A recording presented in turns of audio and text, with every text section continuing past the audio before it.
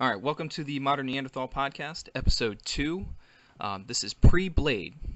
My name is Nick. I am the Modern Neanderthal, and you can find me at modneanderthal.com. You can also find me at the Modern Neanderthal on Instagram and most of the forums. I've got with me two guys. I've got Richard and Austin. Richard, why don't you go ahead and introduce yourself? Thank you. My name is Richard. I go by X Machiavelli on Instagram, Knife Thursday, the USN, or Blade Forums. You can find me on anywhere there, and that's about it. Cool. Awesome. All right, I'm Austin. I am known as Epic Snuggle Bunny on YouTube and Instagram, and forums it's Austin H. So best place to find me is probably YouTube, Instagram. And we are recording on Memorial Day, so we just definitely wanted to thank all of our service people who have, made those sacrifices to serve our country, and especially their families and loved ones who support them. So, yeah, thanks to anyone who's listening who might be or supported one of our service members. So, yeah. Absolutely. All right, so without further ado, we'll just go ahead and get into our first section, which is what we've been carrying and what we've been wearing and what we've been using. So, Austin, why don't you go ahead? What have you been carrying today? Oh, I got some new knives in, so I've been rocking those. I got one of the Reich knives in from that Chinese company, and then I also got a quartermaster in. No one flamed me for it, but I was curious to check out one of those as well. So I've been carrying those as well as some of my favorites, my Mako, the new Ferco. I got a new pen in too from Reich Knives that's really sweet, so I've been happy with that. Watches, it varies day to day, and I've been in jeans and t-shirts pretty much this entire week, so no weight constraints or anything like that. So it's been pretty good. It's been a good week of carry. But yeah, that's pretty much it. Cool. I have been carrying, let's see, today I switched it around a couple times. I was doing some yard work, so I had well, I had a couple of different things, but I mostly use my BK10. I have a Becker BK10, which I just use it around the yard when I'm pruning bushes and such, because I have a pair of clippers, but every once in a while, I've got a 6-foot fence, so I can't, I'm trying to prune some branches that are like above the fence, so I can't always reach it with the loppers. So sometimes that comes in handy. I can just reach up and kind of thwack them off. It's safe, no worries. So I was using that, and then I switched once I was finished, and I've been carrying my ZT 0566, which is one of the kind of lower end ZTs, stainless steel frame lock instead of titanium. I like it because it's kind of a beater type knife, more so than most of them, especially like the newer ZTs.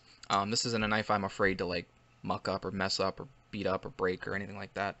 Just a nice tough, frame lock. I've also been carrying, recently this week, I've been carrying a new pen. I got a couple of Pilot Metropolitans, which are really nice, actually. I was surprised because when you look at, if you look at a Pilot Metropolitan online, I mean, they're fairly cheap. They're like $12 to $15, I think. And they look like a cheap plastic pen, but they're actually made of brass and they're coated, so they're kind of heavy, or at least heavier than you would think they would be for a plastic pen. And they write really, really well. I got a fine and a medium, and the medium is actually similar to the fine that I have on my Keras Customs ink, but the fine is really fine. It's extremely fine, and I've actually really enjoyed writing with it because it's still smooth, but it's got a very fine line. So I'd recommend this to anybody looking to get into fountain pens because it's really simple, it's very inexpensive, and it writes really well. And I don't have an experience with the what's the other one? The Quake. It's like the Sport. I forget the model. But there's the other one, budget one that people always recommend, but I like this one a lot. So I've been carrying that. I've also been carrying my Prometheus Beta QR. This is the version 2 with the pocket clip. I love this light.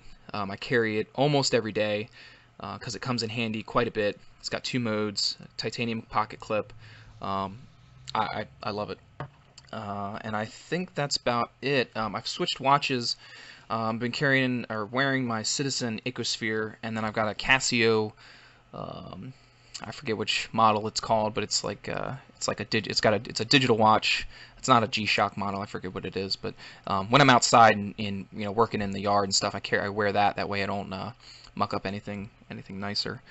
But yeah, that's pretty much it. That's all I've been carrying. I don't think I've gotten anything new. I did get a ZT-0600. I think I got that since we recorded the last one, and I did a review on that knife, and it's too big.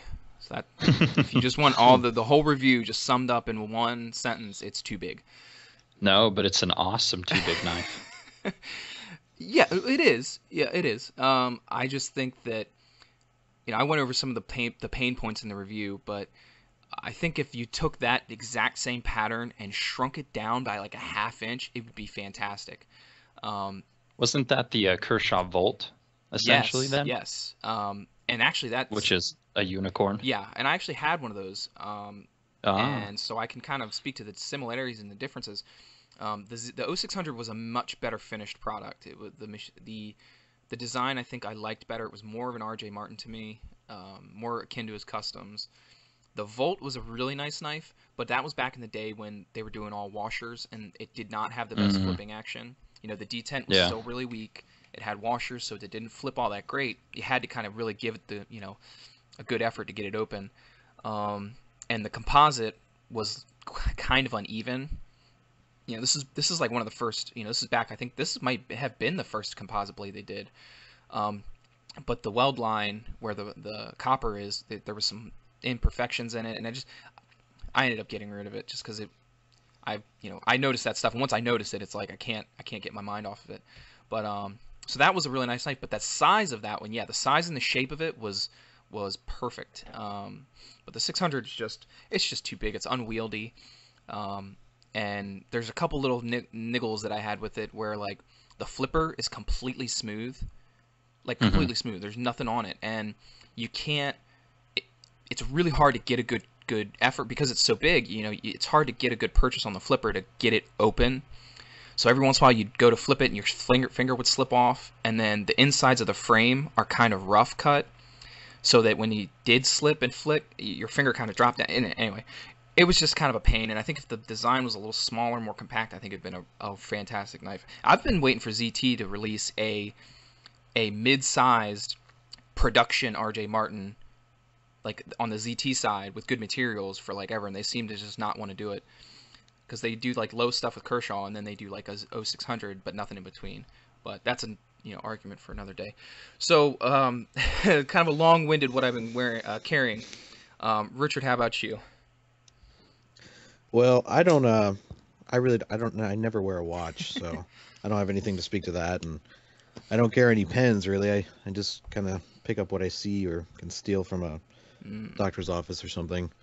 But as far as knife wise, I've been carrying this Cold Steel American Lawman. Okay. The 2015 version is a little different than the older ones, and I've been carrying a Victorinox Tinker on a what do you call it? Like a city dweller. It's kind of this pen-looking device that allows you to connect it to this thing in your pocket, so you can kind of put a pocket clip on any knife that doesn't have a pocket clip.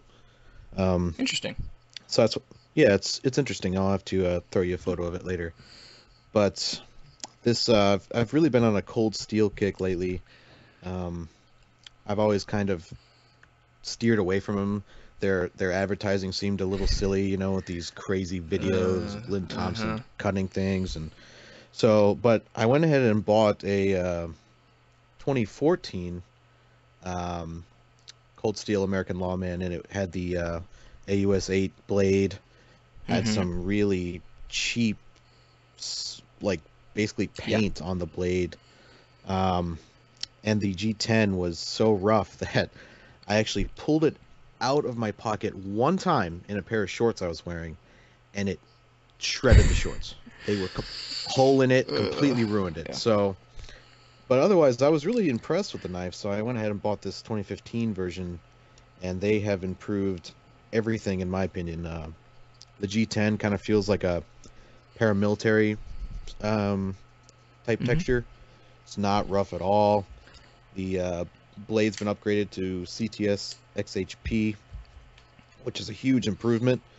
Um, and they put a DLC finish on the blade instead of that cheap Yeah. paint. So it's not. I don't see any wear on it thus far, and I've been using it quite a bit, so it's good. Awesome. Yeah.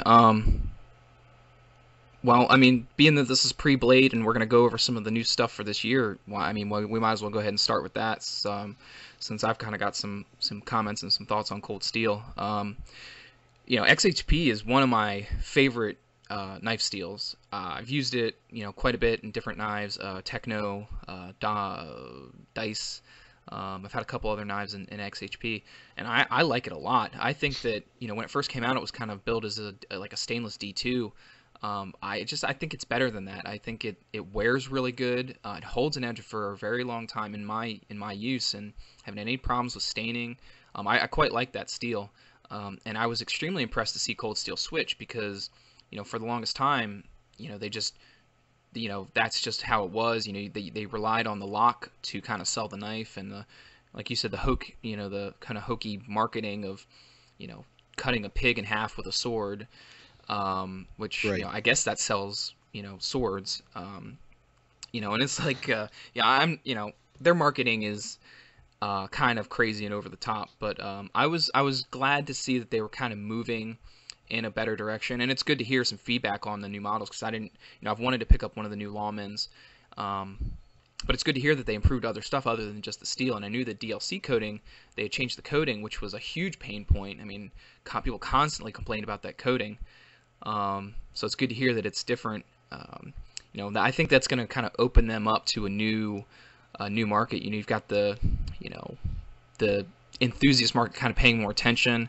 The only downside I think is having I think it's a mistake to have these videos come out where Demco's comparing their the triad lock to the all the other locks on the market that claim to be tough. To be honest, I think it's getting them more bad publicity than it is good publicity among the enthusiast market. Maybe the new. Go ahead. I'm okay with the video they did where they compared it to the power Hmm. lock, because that knife, I mean, that lock is essentially I don't want to call it a knockoff or a copy, but a response to the triad lock, Yeah. So, and I don't know. I mean, I think the tests, I think most people were a bit skeptical. I mean, I was still a bit skeptical, but I was interested to see the video with the power lock specifically. But with frame locks and other things, comparing it with ZTs and stuff, I don't really Yeah. care. But the power lock I was curious about. So, Kind of apples and yeah. oranges. Well, know no, the they're power lock is Well, apples to yeah, apples. but I'm talking about the other Z ones. Yeah. strap. Yeah, exactly. Yeah, they might be very different. I for one actually really enjoy them. I know it's Cold Steel's Hmm. parameters, and obviously it's gonna, their triad lock is most likely gonna do really well with those specific tests. But it's been interesting. Um, if you're looking for a lock that can withstand that type of abuse, or I mean, the triad lock is it's just superior. There's nothing else to say about it. So it might not be right to compare Yeah. those parameters to like a frame lock or a liner lock, but it's been interesting. I like watching it. So the Um, the question the thing with that I thought about the videos is there are a couple points, and we already kind of hit the one where it's like, well, Cold Steel's putting them on, so they control the parameters. And anytime I see something coming from, anytime you've got got skin in the game on a quote unquote test, you kind of always have to be skeptical. But um, mhm. my thing is like, I don't know. I already knew that the triad lock was toughest. I kind of already, I think most people, at least in my mind, I already kind of expect the triad lock to win. I expect it to be tougher than. I don't think anybody is going to think that a liner lock or a frame lock is going to hold up to more abuse than the triad lock. At least, I didn't think that.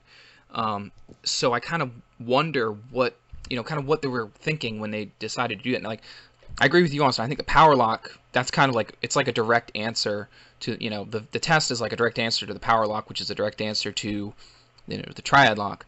But testing against liner locks and frame locks to me is just kind of superfluous. I mean, it's we already know that. I mean, we know it's tougher. Why go through all this effort to do the test? I mean, it's interesting, to see when stuff fails, and I think destruction tests, even though they're like, so many people get cussed out of the knife industry for doing destructive tests. I think there's some value there, to know what locks are tough, what locks are not, which ones are designed properly, which ones are not. And it does save some time, some consumer time, because instead of buying something and finding out that it doesn't lock up properly, you can look at a test and say, okay, well, this is a little tougher, and for what I'm using it for, it's going to be better. But as an enthusiast, for me, I didn't glean anything from those videos. I kind of knew going in what the result was going to be, so I don't know. But I do want to talk about the Formax, that new, I guess you could call it, I'm not going to call it a mid-tech, but it's like the cold steel USA made Demco design, and I think it's similar to Demco's got a model called the Formax, doesn't he? I don't know. I from haven't what heard of one. From what I've seen, the Formax kind of looks Because it's just like an 8010. But it's bigger honestly. than an 8010, isn't it? Because an 80, isn't it? No, AT10s are freaking huge. But the Formax is enormous, right? It's a 4-inch blade. Let me look it up. Yeah, I think the AT10s are that big. He might do a smaller model too, but yeah, it's a really big knife. What do you guys think of it? Are you interested? Or? So I have. yeah. Oh hell yeah! I've heard wonderful things about A10s. I mean, there's a number of guys on Instagram who have very prolific collections who speak very highly of the AD10s. Especially coming from Demco, where it's a custom-made knife with the triad lock. It's like, okay, we're taking one of the best locks out there, and it's handmade. So I mean, I would definitely be interested in that knife in particular. The rest of Cold Steel's lineup doesn't really do it for me. But I'm just not a big line or backlock type of fan. I prefer easily one-handed opening methods and closing methods. But I checked that one out. When you said that though, the one, because I was kind of in the same boat. I've gotten a few backlocks, and they have not being able to close it one-handed. I know you can kind of hold it and flick it, and I always worry that I'm gonna like completely just like guillotine my finger when I do that though. Yeah, it's kind of, I've always been kind of leery of those, just because I'm like, well, I mean, is that really necessary? I don't know. I mean, the lock strength is great, but like you said, opening and closing one-handed is a big deal. The one that is interesting to me is the Swift, because that's an assisted open backlock. So you've got the one easy one-handed opening covered, which I think is a cool idea. I had it was like a SOG Twitch, I think has a similar, not a similar mechanism, but it's a backlock with a flipper that's assisted.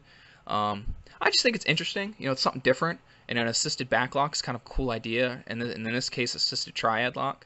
I'm interested to try that out. I think the design is nice. I like the shape, and I do want to get a Lawman just to kind of test one of those out. But I looked it up. So the 8010 has a blade length of 3.65 and an overall length of 8.7. The Formax has a 4-inch blade with a overall of 10 inches. So the Formax is actually bigger than an 8010. So I think you're... Wow. What's that thing weigh? Like 8 or 9 Formax, ounces? It is 9.2 ounces. Yeah, so I think the Formax is closer to like an 8012 in size. But okay, that's what it is. Yeah. I mean, I want to fondle one and I want to check it out, but I don't really have weight issues or weight constraints, but over 9 ounces, I mean, even for me, that's pushing I just want one because I really want an 8010. But I'm not gonna buy an 8010, but I might buy one of these. I mean, the MSRP is $600, which I believe street price for that is probably gonna be in like the 450s, probably, I would guess, maybe high fours. But on the secondary, they probably go for a little less. Hopefully, I might pick one up for on the secondary just to try it out. So I don't know. Yeah. My curiosity is piqued. Yeah. I have an 8010 here next to my Lawman, and as far as length, I mean, it might have about half an inch on it overall length, maybe a touch more than that, but it almost looks like the it does look like the Lawman was kind of based off the 8010 or vice versa, right. Whatever happened first. It's super similar. Just a little smaller, but for people that don't like backlocks, I've just kind of I was the same way, but after handling these things, one-handed, opening and closing really isn't that bad. Do you worry about your finger? Especially on the Demco, I do, because it's sharpened all the Mm-hmm. way back. But the way the Lawman comes from the factory is it's not sharpened all the way back. And I've seen a couple people think that oh, it's why isn't it sharpened all the way back? It's because if you're holding it and you let the blade fall, it will not cut you. Yeah, and doesn't the American But Lawman have a bit of a kind of a bit of a choil? So yeah, oh yeah, that's gonna help. it's got yeah, it's really nice to grip up on too. But yeah, it will not. Assuming you're holding it correctly, it will not cut you. Where the Demco, um, it will and it has. But if you just kind of point it down a little bit, you can still one-hand it really easily. It's just, yeah, it can cut you. Yeah, so it's interesting, and it's interesting to see Cold Steel get into that high, really jump into the high end, with kind of, a really expensive model. And I'll be interesting to see. I'm willing to bet they'll probably base, future projects on the success of that. I bet if they sell it to, I mean, I'm sure they'll sell them all, but I think that the response and the sales, if they're good, obviously Cold Steel's a company that wants to make money. So if they make money on that product without too much hassle, um, I'm sure we'll see some more stuff down the line. So it's exciting to see. Anytime we've got new designs, Demko's a hot maker, and anytime you can have someone like him come in with fairly more affordable designs, I'm all for it. So, all right. So anybody else? You guys got anything else to say about Cold Steel before we move on? Yeah. Nah, nope. I would just like to see one of those Formaxes. They Yeah. look pretty cool. And like you said, street price, like if they could get it, if it was below 400, that'd be really Yeah, nice. we'll see. Time will tell. I don't think they've hit the street yet. Yeah. Yeah, I haven't been able to see any of them. It just says Yeah, back yeah. order on their website. All right, we'll move on. I think next one we'll hit is hit Spyderco. Um, they haven't, and I don't think they've released anything major new for this year, unless there's something I'm blanking on. But they did do their prototypes from the IWA show. And they, as usual, they had a ton of stuff to show, fixed blades, folders, from all over the place. So I'm on Spider Collector's website, and I don't know. I'm not a huge fixed blade guy, so like the Bradley Bowie and like the Endeavor and all these new fixed blades, they don't. I don't know. I don't get super ramped up about a fixed blade unless it's like really attractive and appealing. Like the what is it? The Sprig kind of looks interesting, which is the new. I should have had this open. The new Phil Wilson, and I like the South Fork design. S90V, kind of a nice, elegant shape. Sprig looks interesting. I don't know. Do you guys get into the fixed blades? I mean, are you interested in those or? Yeah, Not in I'm that not. size. Yeah, I normally don't carry them, but I think I'm looking at the same one. Is the Sprig that kind of has a. Let's see. This is I guess it's one of the Sprigs, or it might be Reverse or Ronin 2, whoever knows, but it kind of looks like a Yeah, Yojimbo 2 blade. that's the Ronin 2. That looks almost that's got to be designed by Michael Janitz, I think. Janich, I think you say his name. Yeah. Probably is. I don't know. That kind of works for me. I just like the Yeah. Warncliffe style Yeah, on the blade. I like Warncliffs. I think they're extremely utilitarian. I didn't like the Yojimbo 2 because the hollow grind. I mean, the tip on that thing was so pointy. But definitely yeah. Warncliffs definitely have a utility. Austin, you care about this one at all? Nah. All right. Well, yeah, I'm not into fixed blades a ton, but what really has interested me is a handful of the new folders. Starting with the tie stick, and we talked about this one I think last week or a few weeks ago, Austin. But Richard, what do you think of this tie stick? This is the Brian tie design. Oh goodness. Let's see. It's for me. I really like straight lines in my knives, and that thing It is doesn't have pretty any, I don't wavy. think. It might have like one. Yeah. So I mean, it definitely looks interesting, but for me, Yeah, I'm I not railed it interested. pretty hard because I think it's I mean I think it's ugly. And it looks like it fits good in the hand, but I don't know. I mean, it just this one, it's just too much. Like you said, I like some of Brian Ty's customs, but this thing is just I like the blade grind. The blade grind looks really nice, but the whole placed with like the hand, I don't know. It just doesn't do it for me. What about you, Hmm. Austin? I think we talked about it last week. Any thoughts on it?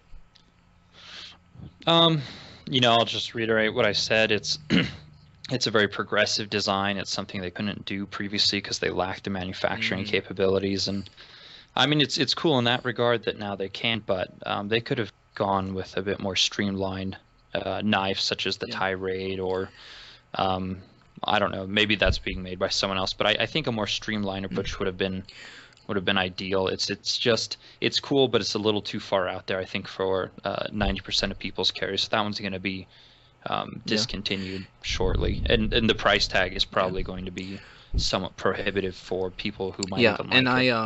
I wrote this in my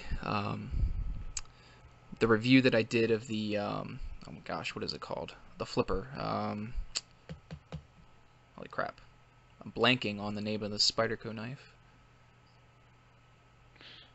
No, Rubicon. there's the Rubicon. dice domino. So I Okay, hit on this on yeah. my review of the Rubicon, and something that we talked about, and I think they have said Spyderco said that this tie stick design they've had for a long time, but they just couldn't produce it, and I think this knife perfectly speaks to Spyderco's collaboration,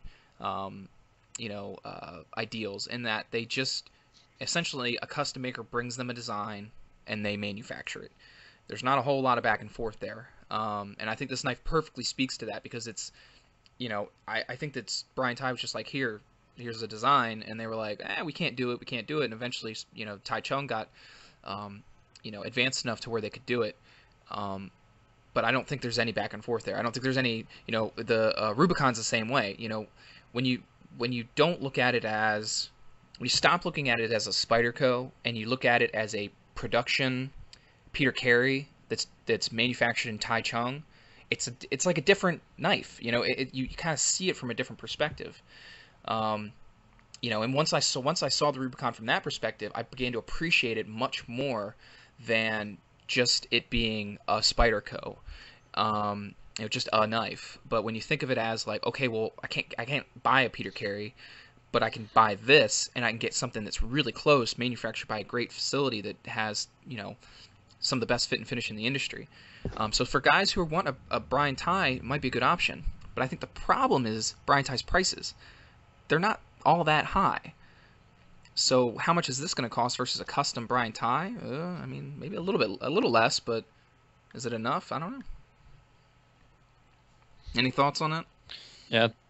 Um, I just think this design's too outlandish. I mean, you can get into a tie for about 550 new, and potentially down to maybe 450 to 500 on the secondary market, maybe. But if this one comes in probably in the 300s, which I'm assuming it will, maybe 350, then it's like, okay, if the design speaks to you, then sure, because I haven't seen him Mm-hmm. make this one. Perhaps he made it years ago before I was Yeah. aware of his work, but yeah, I mean, that's going to be I think the only draw to people for this production one is if you really like that design that he's not currently making, then yeah, you'll go for that. Otherwise, $100 more could get you a custom, which will not Right. depreciate as much. Right. About you, Richard? Right. Anything? Any thoughts? Uh, Austin pretty much hit it on the head there. It's just, I would suspect it would be, up there with the price Mm-hmm. point. And for me, it just doesn't do it. Um, I'm not Yeah. interested at all. Nope. All right. Moving on. There's this other one in here that I'm not interested in is this Verango, and this is like this powder blue anodized with this like inlaid, maybe carbon fiber. Looks really small, really funky. I'm sure it'll cut stuff, but I'm not really interested in that one either. You got any thoughts? Mm. I I think that's probably going to be a knife that surprises me. Like I'm of the same mindset, especially with the tip Mm, down carry. Like I do not like that at all. But this, I don't know. I feel like this is going to be one of those knives that you can't really judge a book by its cover. Like it might be one that when you get it in hand, you're like, wow, this odd recurve modified whatever the hell blade it is super useful or something, you know. So I mean, that's my anticipation with a knife. I probably won't ever buy it, but if I do pick one up, I think I'd probably have good things to say about it. Yeah. Richard? I mean, it looks interesting. I'm kind of a stickler when it comes to the whole tip down thing. I I just I don't really like it, um, for whatever reason. But that blade shape, it's got that recurve, which kind of goes into, I'd kind of call it like a weird Mm-hmm. Tanto thing. Um, It's like a but Grimsmo Yeah, almost. kind of. yeah, the reason, I mean, they might be very useful and they're very pretty, but at the end of the day, I'm gonna have to sharpen that, and I I like to make it as easy as possible, and that just kind of I'm gonna definitely have to clamp it twice. Um, and yeah, I don't know. I don't feel confident sharpening recurves where it's not crazy. It's just I'd rather stick with something What do you simple. use to sharpen? I use a Wicked Edge, which is good, but it Yeah. also has its drawbacks. So, um, yeah, I don't know. I'm kind of lazy, and I just really want to avoid Hey clamping it man, I in hear you. twice. I hear you. All right, we'll move on. I'm gonna skip the square head, squeak, and some of this other stuff because I'm not really interested. But I do want to talk about the Myrtle. The Myrtle was pretty surprising to me. I knew a couple of the other ones, but I didn't know this one. And I honestly don't know the custom maker, and I don't know if I could even pronounce his name. Philippe de Liu. Anyway, I thought this was really interesting, to me it kind of struck as like I thought the bolster look was cool. I like the fact that it's getting its own pocket clip. Um, the blade grind's a little funky, how it's got like a, I don't know, like a flat, then a belly, and then a flat, and then a hook, which again kind of speaks to your sharpening thing. It might be a pain in the ass. But it looks like a Yeah, really nice kind of shape and size, and I don't know, I'm kind of interested in this one. yeah. Oddly enough, even though that blade shape kind of has like a slight U where it Hmm. dips down in the middle of the blade, it kind of goes against what I just said. I'm interested in it as well. Um, yeah, I don't really like bolstered knives. So I kind of prefer just one thing, just one solid scale. Um, but the blade shape looks fantastic. Um, I'm excited to see this one as well. Yeah, Austin? It's a big blade, almost four Yeah. inches. Yeah, I'm not familiar with the maker, and the knife doesn't really speak to me. But I think Anthony on Everyday Commentary said that this maker is like a 2-year wait and like a Hmm. 4,000. You know, his knives go to like Probably three why to I don't four know him. thousand. Yeah, I'm just not in that who vein. knows? But I mean, if that's the case, then I would be curious to pick one up to maybe try to get a taste of what his work is like, because the Taichung factory does such a good job reproducing, essentially custom knives. So, I mean, again, another knife that I'd be curious to handle. I wouldn't be surprised if I maybe fell in love Hmm. with it in hand, but looking at it from kind of a keyboard commando standpoint, it doesn't do anything Yeah. for me right now. All right. Yeah. So we'll move on to the next one. I was gonna hit this one last, but we'll just talk about it. They're Nirvana. We talked about this last week too, Austin. But this Yeah. one, I've got a lot of thoughts, a lot of feels about. Um, I'm both excited for it and I'm reserving myself at the same time because while I love Peter Recenti's work and I think that this looks fantastic, I know it's going to be hugely expensive, and yes, it's cheaper than his customs. I'm just worried about the price because at a certain point, production like this is, I don't know, I'm worried about the price, but the knife on its own looks phenomenal. I cannot wait to see how they execute it. Um, it just, I love the size, the shape. It's an integral. It's got bearings. Spider hole. I just, there's so much going on here that I like. Um, I'll be very interested to see this when it comes out and actually get a handle on it. Austin, what do you think? Yeah. I'm again, as long as it's realistic and I can swing it, then yeah, I'm gonna pick one up without question. Richard, any thoughts? So yeah. Yeah, this out of all these prototypes I'm looking at, this one definitely is my favorite. It's super Mm. straight with the design. running down the spine of the blade all the way down the handles, generally a pretty straight line. Um, Having an integral knife is a really big deal for Spyderco to pull off. So, like you said last week, it's probably going to affect that price point just because this is a first for them. But it looks awesome from these photos. Great blade shape. I really like the fact that it's an integral. That's really neat. I don't know if this is a final. These images I'm looking at, I'm wondering if they're going to try to maybe put some steel cap in there, or if they're just not going to do that for their first one. It'd be neat to see them do that as well. What, for the frame lock? Yeah. Lock bar. Yeah.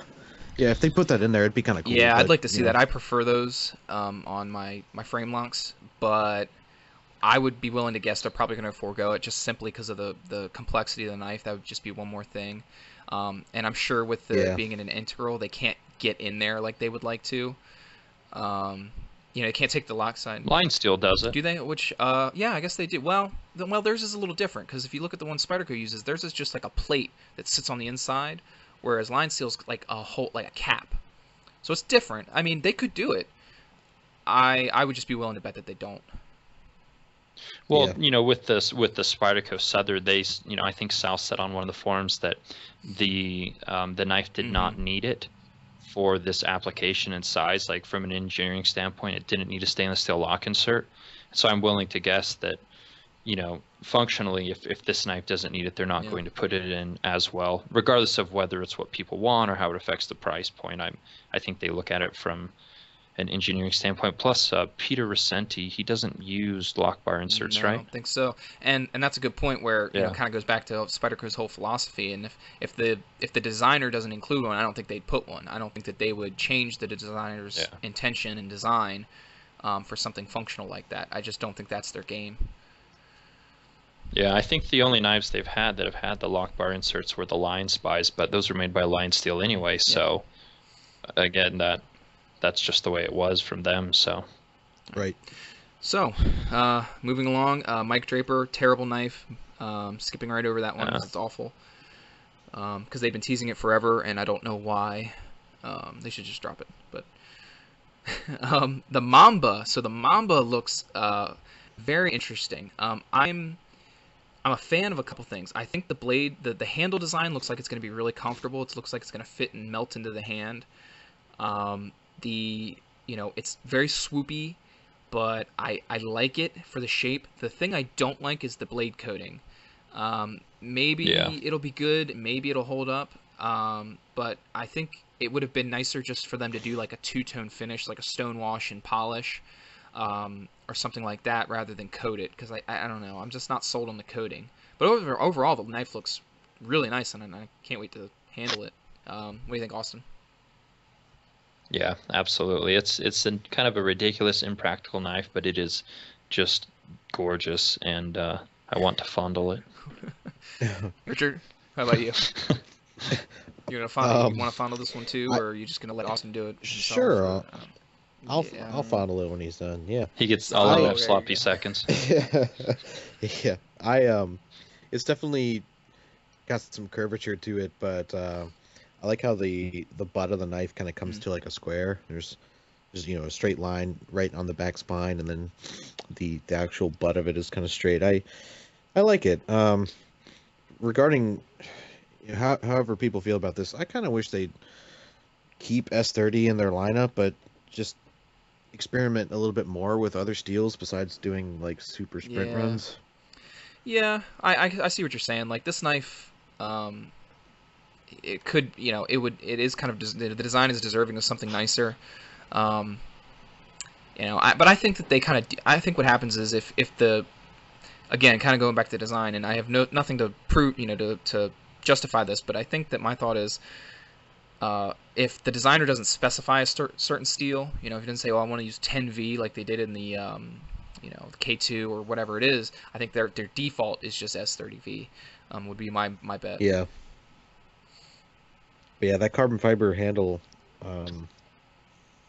that's.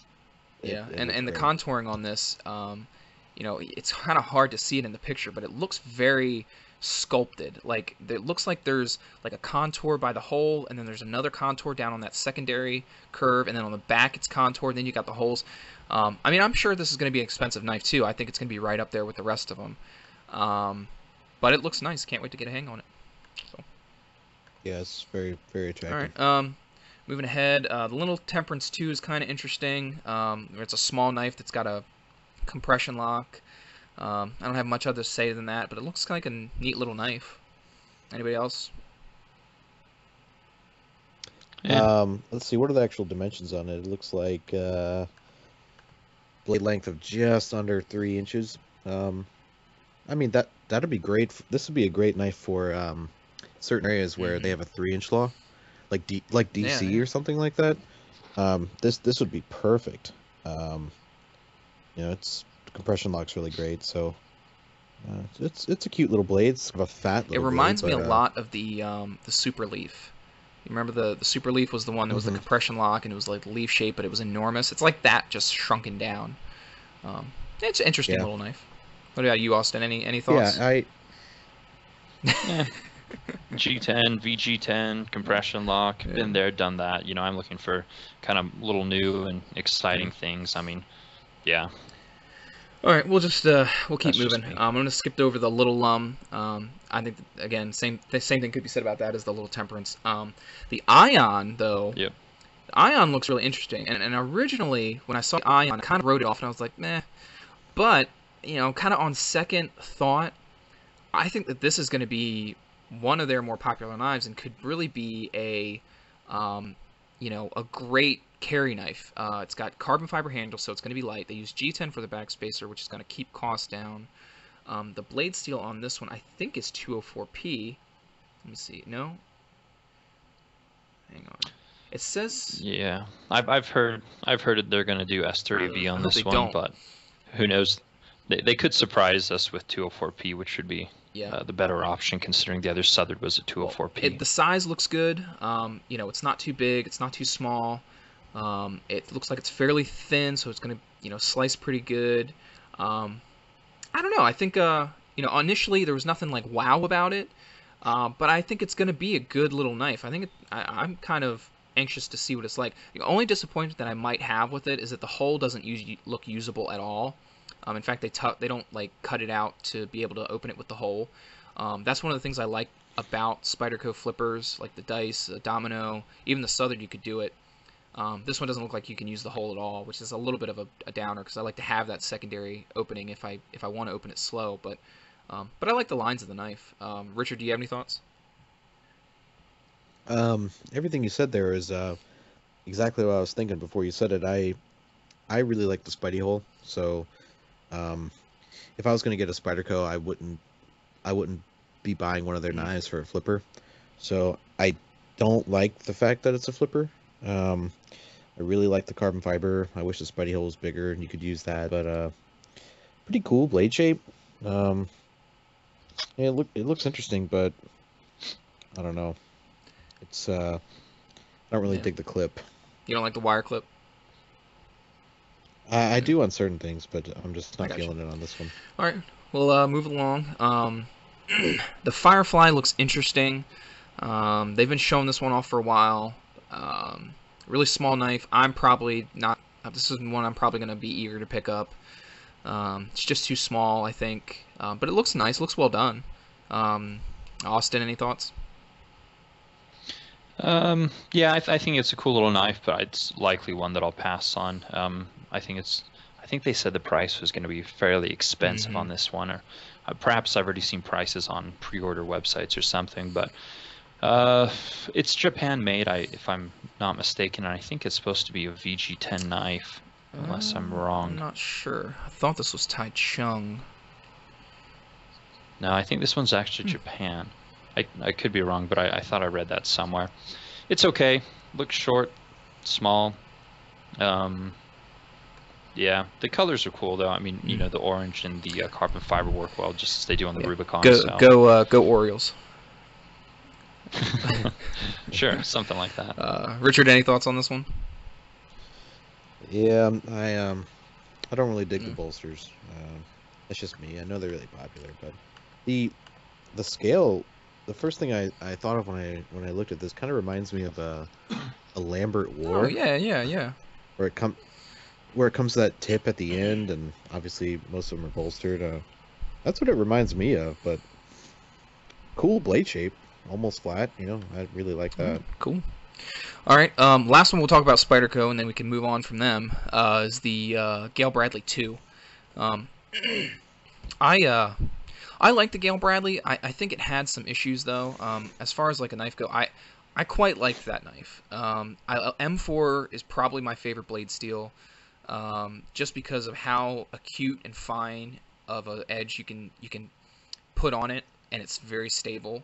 It doesn't tend to chip out very easily, or it's a very stable at thin profiles, which I really like. So you can get it really, really sharp, and it tends to wear very well, and it's very tough too. So I like the blade steel. So I've always liked the Gale Bradley. I've had a few of them. I can't really say if this looks either any more interesting. The lines are certainly cleaned up a little bit, but I don't know. I mean, to me, as for like a second run of the knife, they missed out on a couple things. The liners are still proud, which I guess is one of the features, but that always felt like kind of a pain in the hand. They didn't do the cutout for the hole, which is probably one of the main complaints, and they didn't do a cutout for the lock, which could have been obviously the same thing. So I'm a little disappointed that they didn't tackle that, because I think that's one of the main complaints with the first knife. Other than that, I didn't have any issues. Austin, any thoughts? I loved the first knife. I thought it was honestly, like, in terms of production knife, I thought it was Yeah. perfection. I sold it just because there were other things that I wanted to try. And when I heard they were doing a second version, I was like, there's really no way to improve it. But this is actually cleaned up, cleaner lines, a little slimmer in the hand, I think. I never had any trouble accessing the lock bar, although they did get rid of the choil on the blade, which I think some people will miss. But I mean, the Gale Bradley is a cult knife for Right. Spyderco. I think it's kind of I don't know if it's kind of Delica level necessarily, but it's getting there. And if you look at some of the threads on the Spyderco forums, Gale Bradley's get turned into mega threads with everyone saying something positive about Yeah. it. Yeah. So it's going to be a home run. I like the new aesthetics on it. Amazing performer, incredibly smooth on the phosphor bronze washers. So am I going to actively seek this one out? Not at first, but if one came up in a trade, I'm sure I'd happily jump on it. What about you, Richard? I had a Gale Bradley a little while ago. I gave it to a buddy. And I really liked the fact that it was M4. I really liked it was fairly straight with the design. But I'm one of those people that had a real big problem with accessing the lock bar. And not only was it kind of hard to get to, but mine, I never handled another one. I'm not sure if it was just mine. Mine was so stiff that um, unlocking it, maybe 5 or 10 times, really started putting a mark on my thumb that it hurt. I'm not just being a baby about it. It sucked. I hated it. So I actually sent mine off to Fernando of Lionworks, and he kind of put this like little groove in it, and that made it much better. But man, the tension on that lock bar was Yeah. brutal. Yeah, and that's the complaint that I've heard a lot. And if you look, I don't know, and I can't tell from the pictures, but I can't wait for this one to come out. But I think the liners are thinner. And if the original one, the tension on the lock was fairly stiff, and I've had a few of them, and I can't remember if one was stiffer than another. But if you look at this one, I think the liners are a little thinner. And if that's the case, that may alleviate some of the complaint with that, some of the complaint people have with the tension. So we'll have to wait and see. This is one I'm gonna, like you said, I'm probably not gonna like seek it out and buy it like on day one, but I'll be interested to get a hold of one and just kind of see how much different it is in the hand and how different it functions. So we'll see. Right. I love the straight lines on it. It's pretty straight design. It is a more like attractive Um, design, because the Gale Bradley, the first one, is kind of an ugly knife per se. It's not like it doesn't flow. This one does flow a little better. So yeah. Right. All right, we should move on from Spyderco because we've been talking about him for a while. Benchmade's another one that I don't know. Benchmade to me has just kind of and again, we talked about this a few weeks ago in the last podcast, but Benchmade for me has kind of fallen off. I used to collect their stuff like when I first started, getting into like, nicer production knives. I used to collect all their stuff, but I don't know. I just feel like there's just no, attention paid to the knife market. They're not really, paying attention. They're not paying attention to the enthusiast. They're not really. I don't know. There's nothing inspiring coming from them. There's just kind of blah to me. Austin, I know we talked about this last week. Any additional thoughts? Since map pricing went into effect, I just zero interest. Before there were some really good values. Now, with the prices, there's just not as much appeal to me when there are more exciting offerings from other companies. Yep. What about Richard? Do you get into any Benchmades? I was always a Spyderco guy. Never really got into Benchmade. I only have one. It was gifted to me. It's a Griptilian. It's a good knife, but I am not actively seeking anything from them. Well, one of the like Austin alluded to, they changed their map pricing, from, and you used to be able to get, like a 940, which is a great knife, thin, aluminum handles. I really like those, and they shot up like, oh my gosh, they were like, I want to say like 100 and maybe like 130, 140 bucks, and shot up to like $180 like overnight. And that's not cool, man. And all their stuff just jumped in price for no reason other than and it's not that they have map pricing, because a lot of companies do it, and it makes perfect sense because it protects all the knife stores that can't afford to sell at the volume that some of these volume sellers sell at. The problem is going from non-map pricing to map pricing overnight and changing the prices of all the models.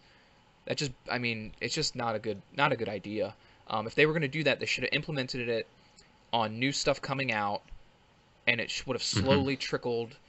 Discontinue the stuff that's not map pricing. Do it slowly. Ease it into the market. Don't just bum rush the market with high prices all at once. And I would be really curious to see how that's affected their sales. So, any other thoughts on that before we move on? All right. No. Yeah, not really. No. Comprehensive for Benchmade. I'm kind of we'll hit ZT a little bit, just because pre-Blade show, obviously they've released a whole slew of new models. I think it's great that they're doing S35VN instead of LMAX, because LMAX was really hurting them on availability. So it's good to see them clean that up a little bit. I've had a chance to have a couple of the new ones, the 0900 and the 0452. I haven't gotten the 0450 or the yes. 0808. But the 0808 actually I was most excited about, but that one took a lot longer, so I got the other ones beforehand. The 0808 is that design really stands out in my mind as a fantastic design. I love Rexford's designs. I have an 0801 that's one of my favorites, and that one just looks great. I can't wait to get one. Anodize the backspacer probably. But that one looks great. Any general thoughts on what's come out this far, Austin? No, I mean they're pretty much out there. They should be easy to get at this point. I think what's going to be interesting is essentially what new stuff do they have, and how long does it take them to get those out into the marketplace, considering the rapid pace they're pumping. I mean, I think Thomas said 3 new ZTs and 1 new Kershaw. So yeah, that's gonna be really cool, and it might just be variations of ones that are currently out, like black wash version or whatnot. Well, I can say this: with the 3 new ZTs, I'd be willing to bet, and I want to say I wish I could remember if I actually read this or if I just made this up in my mind. That you're probably gonna get maybe one this is what I would guess: 1 new production. Because they've already released 4 new productions. I don't see the need to do another that many new productions. I'd be willing to bet 1 new production, just general base model design, a variation that's regular production that's like a higher end, and then they're at least gonna have to come out with 1 to a wow knife, because what's the last like LE, the 0392 is the last one they did, and that's kind of getting long in the tooth for them. I'd be willing to bet we see something really, fancy and new. Maybe two, fancy designs, some crazy composites or something just new that we haven't seen before. So it'll be interesting to see what comes out. Richard, you got any thoughts on those? Any? I'm really not a ZT fan, but that 0808 is a phenomenal design in my opinion. Is that S35? Yes. Is that what they're doing? See, you guys are gonna get angry, but I wish they would have stuck with LMAX, but just did it right, because LMAX is a great steel, and yeah, they had those issues with it, but Yeah, I mean, don't know. We were talking about this Go ahead. Sorry. No, I was go just going to say, I agree with you on LMAX. I really do like LMAX. And I never had any problems when they were having the issues with the heat treats. All the stuff I had, I never had a problem with. So I can't really speak to that. But go ahead with what you were saying. I just I was going to say, we talked earlier about it, but that 0808 design is pretty sleek. I really, really dig that. I'll hopefully be able to handle one at Blade. Yeah, but all the other ones, it's just they're immensely popular, but it's just not for me. Yeah, sounds good. All right, let's move on to some of the other companies. Do you guys have much experience with DPX? I've had a Hest. They haven't come out with many new folders. They got that little small, I forget the Heft or something like that. One of the little small guys. Heat F or something like that. That's an interesting little knife. A little too small for me. To be honest with you, I'm not a huge fan of Lion Steel produced knives that don't like. I've had a couple of DPXs. I've handled some Lion Steels, and if it doesn't have a stainless steel lock insert, it sticks like crazy. And that's just my experience. I've had a couple of Hest folders. I had a first gen one before they before they redesigned it. I've had 2 or 3 of the newer ones. I've had like a mil spec and then the regular one, and they all stuck like crazy. I wasn't hugely impressed with the finish on them. The water jetting, it looked like the cuts were either done by water jet or laser or something. Was rough, not finished all that well. The grinding on the tang of the knife for the locking gauges was kind of rough. I don't know. I'm not hugely impressed by them, and I don't know, maybe that'll be different on some of the new stuff coming out. But so far I've seen like some big choppers from them, and then those weird like carabiner knife things, which don't really do anything for me. Austin, you got any thoughts on those? No, DPX doesn't really do it for me. I'm sure they're good knives, but I mean, it just doesn't really excite me, to be honest. What about you, Richard? I actually really enjoy DPX. I've had a Heat. I still have a Heat F. I've had 2 Hest Fs, and I actually had one of those little carabiner things called the Hit. The Hit was pretty cool. What I liked about it was S35, and it was a fixed blade you could just drop in your pocket, and it had that little folding mechanism which covered the edge, so you didn't have to worry about it. So for people that are going to or are allowed to conceal fixed blades, I mean, I think it's a really neat product. But on my Hest, I have a triple black. I think that's the 2.0 version or whatever. They did a few changes. I really like mine. I don't have any stick. I've always kind of seen it as like a budget strider. It's got the TI lock side with the G10. It's pretty stout. It might be a little rough in some areas, but I really enjoy mine. It's got some Nylock steel on it. I like that steel. I had the mil spec I think had oh wait, no, it wasn't Nylox. Which was Sleipner. Is there a huge difference between those two? I don't think there is. Oh gosh, I really don't even know. I think it's all the D2, Sleipner, Nylox. I think they're probably all in the same family. But I mean, hey, you raise a good point about the fixed blade. I didn't really think of it from that aspect. Being able to carry a fixed blade, you just drop it in your pocket without worrying about a sheath or anything. And it is an interesting mechanism. Does it hold it well? I mean, you ever have any issues with it? Well, I actually ended up selling mine not because I don't like it. I just I I try as hard as I can to follow laws here, and you're not allowed Uh, to conceal fixed blades. So I just, was struggling with that, but I never had a problem with it coming undone or anything like that. You can do it with one hand too, which is great. You just kind of push up on this mechanism, and you can put it on or off with one mhm. hand. Um, Super easy to use. I really like mine. I think they have two now. One is um, a straight edge Warncliffe Right. design, and the other I think they call the Yeah, I Skinner. think you're right. Um, I had the straight edge one, and it was fantastic. And I picked it up on the secondary for like $100. Um, I thought it was really cool. Cool. And it is interesting. So, all right, we'll move on. We'll get into since you mentioned budget Strider. We'll get into a little bit of a Strider topic. The Protect Strider collab. Um, did you guys see that?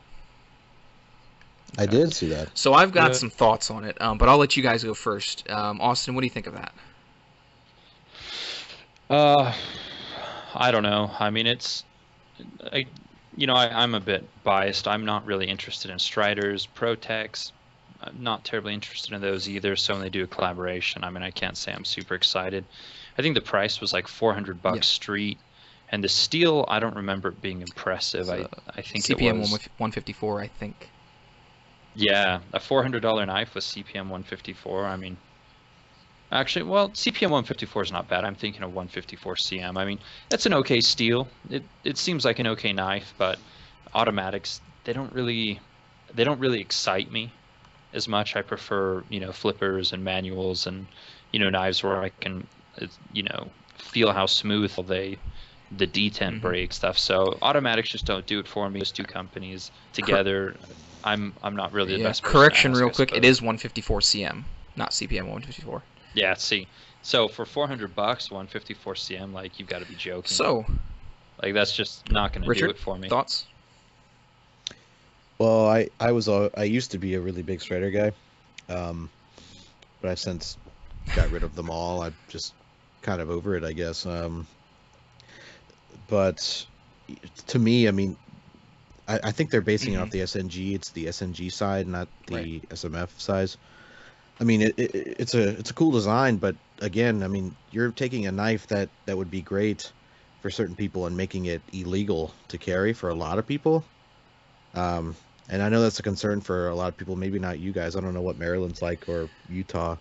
Um, but here, if you walk around with that, you can have some trouble. So immediately, Yeah. I'm just gonna not carry it. It's not Um, worth my time. yeah, and that brings up a whole argument that we won't get into about automatics, but I scratched my head like crazy at this knife. I don't understand it. I don't get it. I don't know why they would make it. Um, like you said, Austin, 400. Okay, so right. You take a SNG, which a lot of people like, um, and you make it in 154 cm, so a lesser steel, and then you put a push button automatic on it, and then you put a stainless steel slab on the backside, and you charge the same price that you would charge, actually, what, more in some cases than an SNG, because you can get an SNG for cheaper than 400, can't you? Well, I don't know. I either never way, buy them. around the same price. I just don't understand it. I don't know why. I mean, doing the Strider collab, I get it. It's kind of like they're tougher. Maybe more military kind of style. The thing that I didn't like. I've had SNGs. I've had a couple SNGs and an SMF. Um, and they're tough. And I honestly I like the way they look more than I actually like the way they function. Um, I don't know. I just don't get it.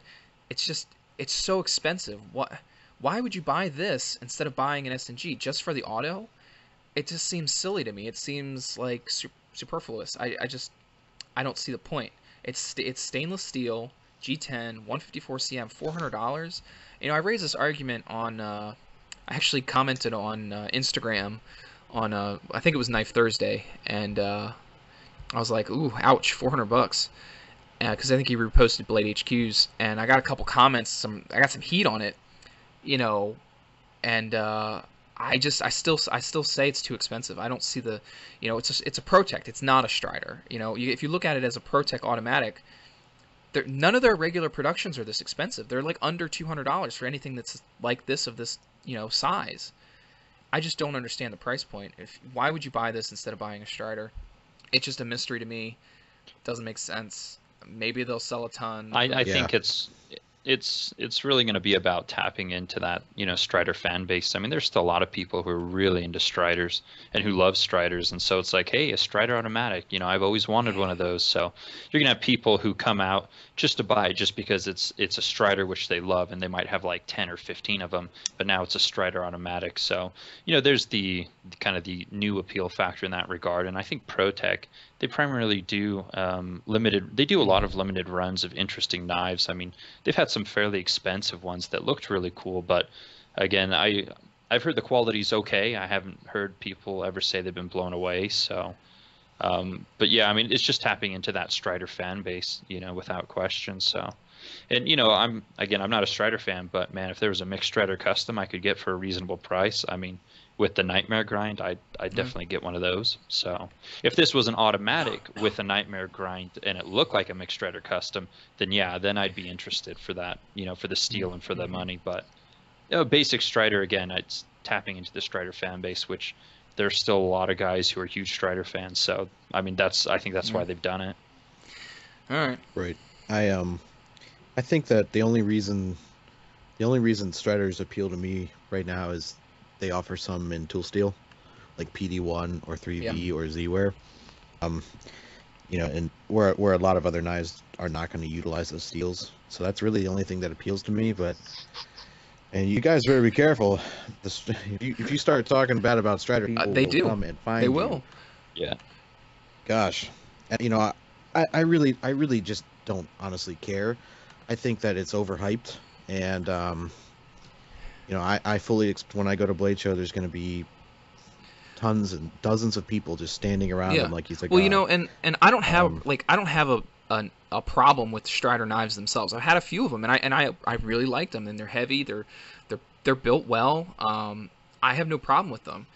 I just, as a consumer of knives, this collaboration is just a total pass for me. So, all right, we'll move on. We won't harp on it too much, so we don't get too much hate mail. It's coming. Don't worry about it. All right, so what do you want to talk? Do you guys get into Emerson's at all? Oh my God, no. Me either. And I don't like. All right, so this kind of goes back to Cold Steel and how Cold Steel markets, but I don't view knives as weapons. I think I'm not looking to get in any knife fights. I'm more capable with just my hands. If it comes down to something crazy like that, than I am pulling out a knife and having that be in the mix. I just don't view knives as weapons. Maybe in a last ditch effort kind of thing, maybe, but I just don't view them as weapons. They're tools. They're used to cut things. Whatever I need to cut is what they are used for. I just don't view them as weapons. So Emerson's have never really appealed to me. Some of their designs are interesting, but I've never owned one. I've handled a bunch. It's interesting they're getting into flippers and frame locks, but I don't really think that caters to their core market. And I don't know. I'm not really interested in them either. So any other thoughts other than pass? Nah. I've owned 3 of them and handled 4 total, and there were a variety of the chisel grinds versus the V ground, but it's really only sharpened on one side. And everybody knows that when you get one, even if it's new, it's gonna come like gritty and stuff, and you got to clean it out. Which I'm surprised that people just kind of accept that. But the CQC7 design has always appealed to me. Great, and I just love straight designs, like straight lines and everything. But every time I get one, it's just disappointing. I don't, even if I was looking for a knife as a weapon, I don't see how an Emerson knife, besides the wave feature, is gonna, really help me compared to any other knife I might have on myself. Total pass on that. Makes sense to me. All right, I've got on here to talk about Viper, but to be honest with you, I don't know a ton about them. So Austin, I think you put that in. Why don't you go ahead and talk about these? Well, I mean, Viper's an Italian company, and I think they're a company that's a little bit under the radar right now, but they produce some really cool offerings. So this year with who was it? Jesper Voxnay was the Odino Okay. by Viper. And so I think just about everyone's familiar with that knife. You know, it was a titanium frame lock. It used a thumb hole opening. It was on washers, N690 steel. Beautiful knife, excellent fit and finish. The ergos were a little bit weird in my large hands, but I really like the knife overall. And so it's you know, it's a little bit underrated here in the States, and they have 2 or 3 really cool designs coming out this year. They'll probably have it blade. So if you're looking for, you know, some of the people listening might go straight to the custom tables. Some people listening might go straight to the production company tables. I think Viper, checking out their 10 it's a gorgeous knife, beautiful lines, subframe lock, carbon fiber. I think they'll have some in other materials too, but the Viper 10 is going to be a really cool one to check out. Then they have, I think, what's called the Dan 1 and the Dan 2. And I think those are going to end up being quite popular knives this year. So I don't think they're released yet, but they'll probably have prototypes at Blade for sure, because they've already put pictures up on their Facebook page. So anyways, an underrated company, or potentially underrated. It's a lesser known company out of Italy. And their quality's really cool. So I'm excited about those 3 knives as far as production knives go. The Dan 1 and Dan 2, I just looked them up. They look interesting. The designs look interesting. I'm not necessarily sold because, you know, they don't have a lock, which I'm not huge into that. But I just looked at, I found the 10, and that looks pretty interesting. Interesting design. Yeah, I mean, might be nice. It looks, you know, subframe lock, G10, carbon. I think this is carbon fiber. If not, it looks like it. Deep carry clip. No, it looks nice, and all the reports of the Odino look good. You know, looks like they nailed the quality. So yeah, more stuff from them's good. Yeah, see nothing wrong with that. Richard, you got any thoughts on those? I'm only familiar with the Odino, but I remember it being sub 5 ounces, which is awesome, right? And the price point, I just looked it up on Blade HQ. It's sub $200, which is excellent. You know, I think there's a lot of really interesting stuff coming out of Italy. Of course, with Lion Steel, which we mentioned earlier. By the way, I don't want to jump back to him, but I forgot to mention DPX Gear is coming out with their Aculus Yeah, again. I saw that. It's different machining on the handle, though, right? Yeah, it kind of you know, some different lines, and I'm assuming that Lion Steel's making that. But yeah, that looked really interesting. I don't want No, we can jump back. In fact, I do want to kind of talk about Lion Steel a little bit because they had that one knife, the TRE, that they announced fairly recently, in the last few months. What was that? Was it SHOT Show, I think? I can't remember. I think they released it on like Blade forums and their Facebook page even before that. It's interesting. You know, kind of the thought of a modular design where you can have it, you know, have it your way. You know, where you can have a flipper and a way to open it with your thumb, and just kind of, you can customize it. Do you guys think there's any value there? You think we'll see more of that, or you think that'll kind of fizzle out? What do you think, Austin? I think there's definitely some value, especially for the different European countries, which is where they're based. I mean, you have laws ranging from across one border. It's just like here from state to state. You know, you're going to go into one area and you'll have completely different knife laws. So I think the concept of a well-manufactured modular knife is really cool. And even though the knife is modular, it's still very attractive. It's not a fugly knife. So I think the TRE is going to be a really interesting knife. The machining looks very nice. It's beautiful, nice, you know, 3D pocket clip. And the higher end ones, the full titanium ones, are modular. The base G10 ones are not. Oh, really? So, but yeah. So they took a lot of heat there. People really just kind of bitching about the fact that the knife was modular. Like, oh, if I don't want a flipper tab, I will buy one without a flipper tab. It's like, Well, then just if you can buy one that's modular, why the hell not? Well, You know, I mean, if you're gonna buy one without a flipper, just don't screw the flipper. I don't know. I think it's kind of cool. And you know, people will constantly buy and sell like the same version, like Hinders. Like, how many people bought like, you know, one that's just a thumb stud, and then they're like, well, I want to try the one with the flipper tab. So then they buy the one with the flipper tab, and they're like, well, now I want to try it with a Yeah. thumb disc, or Yeah. you know what I mean? It's Some like, people even buy one with a flipper and grind the damn thing off. So hey, yeah. I've seen it. So it's something that we've been doing, and I'm sure it's not the first modular knife, but it's going to be the first high quality production modular knife. So I'm really excited to check that one out. I think it'll be a good knife. I think it's at the 3-inch mark, so should be legal in multiple locations. And yeah, I think that'll be a really cool one. And yeah. Cool. Richard, you got any thoughts on that one? I haven't really owned anything from Lion Steel besides the stuff they made for DPX, but from what I've seen from reputable people there, they're just really awesome with their designs, so I think that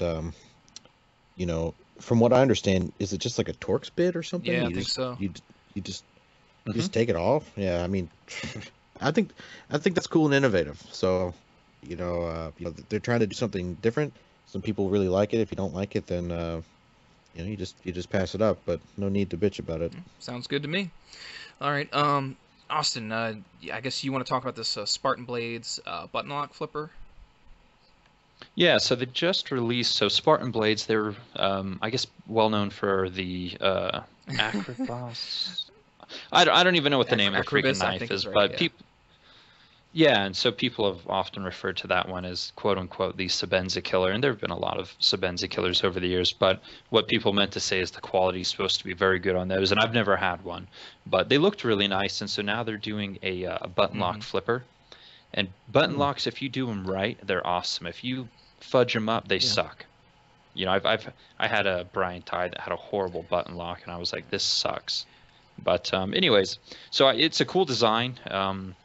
Something, again, Spartan Blades, another relatively under the radar type company, I think, for mainstream knife consumers. So should be a cool one to check out if you're at Blade and they have the prototype there to play with. So I've heard good things about the Acrobas, and I actually saw one for sale for a stupidly good price, because they're what, $400 or something.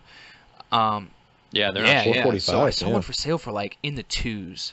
It was like $250 to something. I was like, I tried to buy it, but I think I had gotten swooped up, well before I got to it. But I really wanted to check one of those out because I've heard nothing but good about the quality. And I'm with you on the button locks. Hogue has always impressed me with their button lock. But I haven't tried too many because there's not really much out there, and I think that I don't know. I don't know why there isn't more out there with a button lock. Maybe they're harder to make.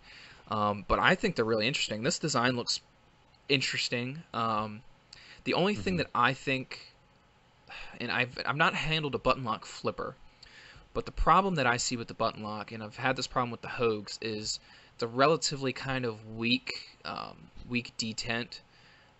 And what I always thought is, you can add a detent to a design, not easily, but if you design it with the detent in mind, like there's been a few knives that have had locking mechanisms that don't utilize a detent, where they add a secondary detent. And I think if you did that to a button lock flipper to give it more positive detent, that they'd be more popular, because people want that kind of real positive detent, that real hard flipping action, that real fast flipper on a flipping knife. I think would add to it.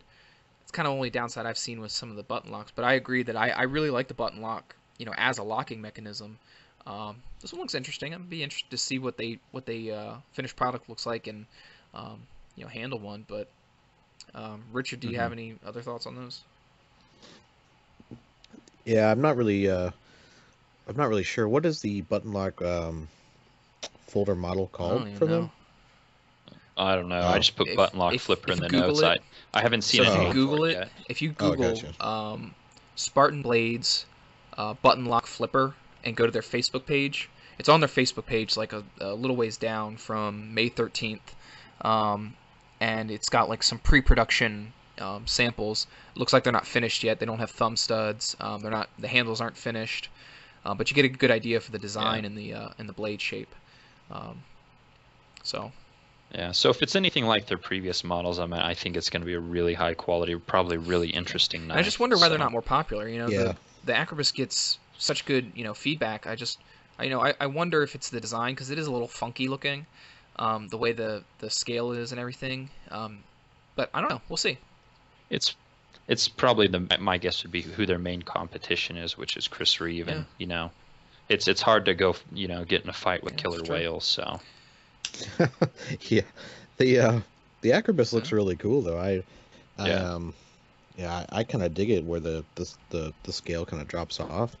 But so I I've tried a Hogue and it was all right, and I had a Rod Olson button lock M9. It's Hmm. a smaller knife, and like you said, if it's done right, it's awesome. But if you screw it up, it can be really tough. When I first got it, it it was so stiff. I kind of had to use two hands to Hmm. release the button. Was that how your tie was? Your Brian tie? yeah, Austin? yeah. It Yeah. was it was pretty bad. Yeah, I just sat there and just pushed it for a couple days and it kind of broke in. But I mean it was all right. I don't know if it's my favorite locking mechanism, but it was Yeah. okay. All right. Well, we'll move on. So, Austin, you've got, or you can probably speak to this Koenig knives, Arius, a little better, because you've had the like plastic prototype. Yeah, I still Oh, have it. I wasn't sure if they wanted me to send it back. It's still sitting here well, so somewhere. the only one that I've seen from them, so I've seen the auto. I think that they had the Atrix, and then the Yeah, Zenata. Um, Zaneta. so, is this gonna be a frame lock? This model? It's going to be, yeah, a frame lock or a bolster lock, Mm, depending on what you want to call it. But it's going to be a frame lock with like either carbon fiber or G10 overlays. And they're not going to have any prototypes at Blade because they're still working on the prototypes right now. But I think it's going to be a really cool knife to watch this year again. Like Spartan Blades, another relatively kind of under the radar company that produces really really yeah. good quality knives. So the Atrox has been really well received. The Zenata, I really like that knife. I just like ones that Hmm. are a bit bigger. So again, I tried to really my focus was to bring interesting companies that potentially aren't on people's radar. Cool. Um, as far as kind of our pre-shot coverage, but they should be there. They'll probably have a booth, and you can go up and Yeah, talk I to don't them. have any experience with Um, Koenig. Like I said, the auto gets really good reviews. I've always thought the shape was a little funky. The blade shapes seem, I don't know, it just something didn't quite flow correctly for me from just a design aspect. But it looks like a really nice knife. Rich, you got any thoughts on this? Yeah, we were talking about it the other day, maybe last week.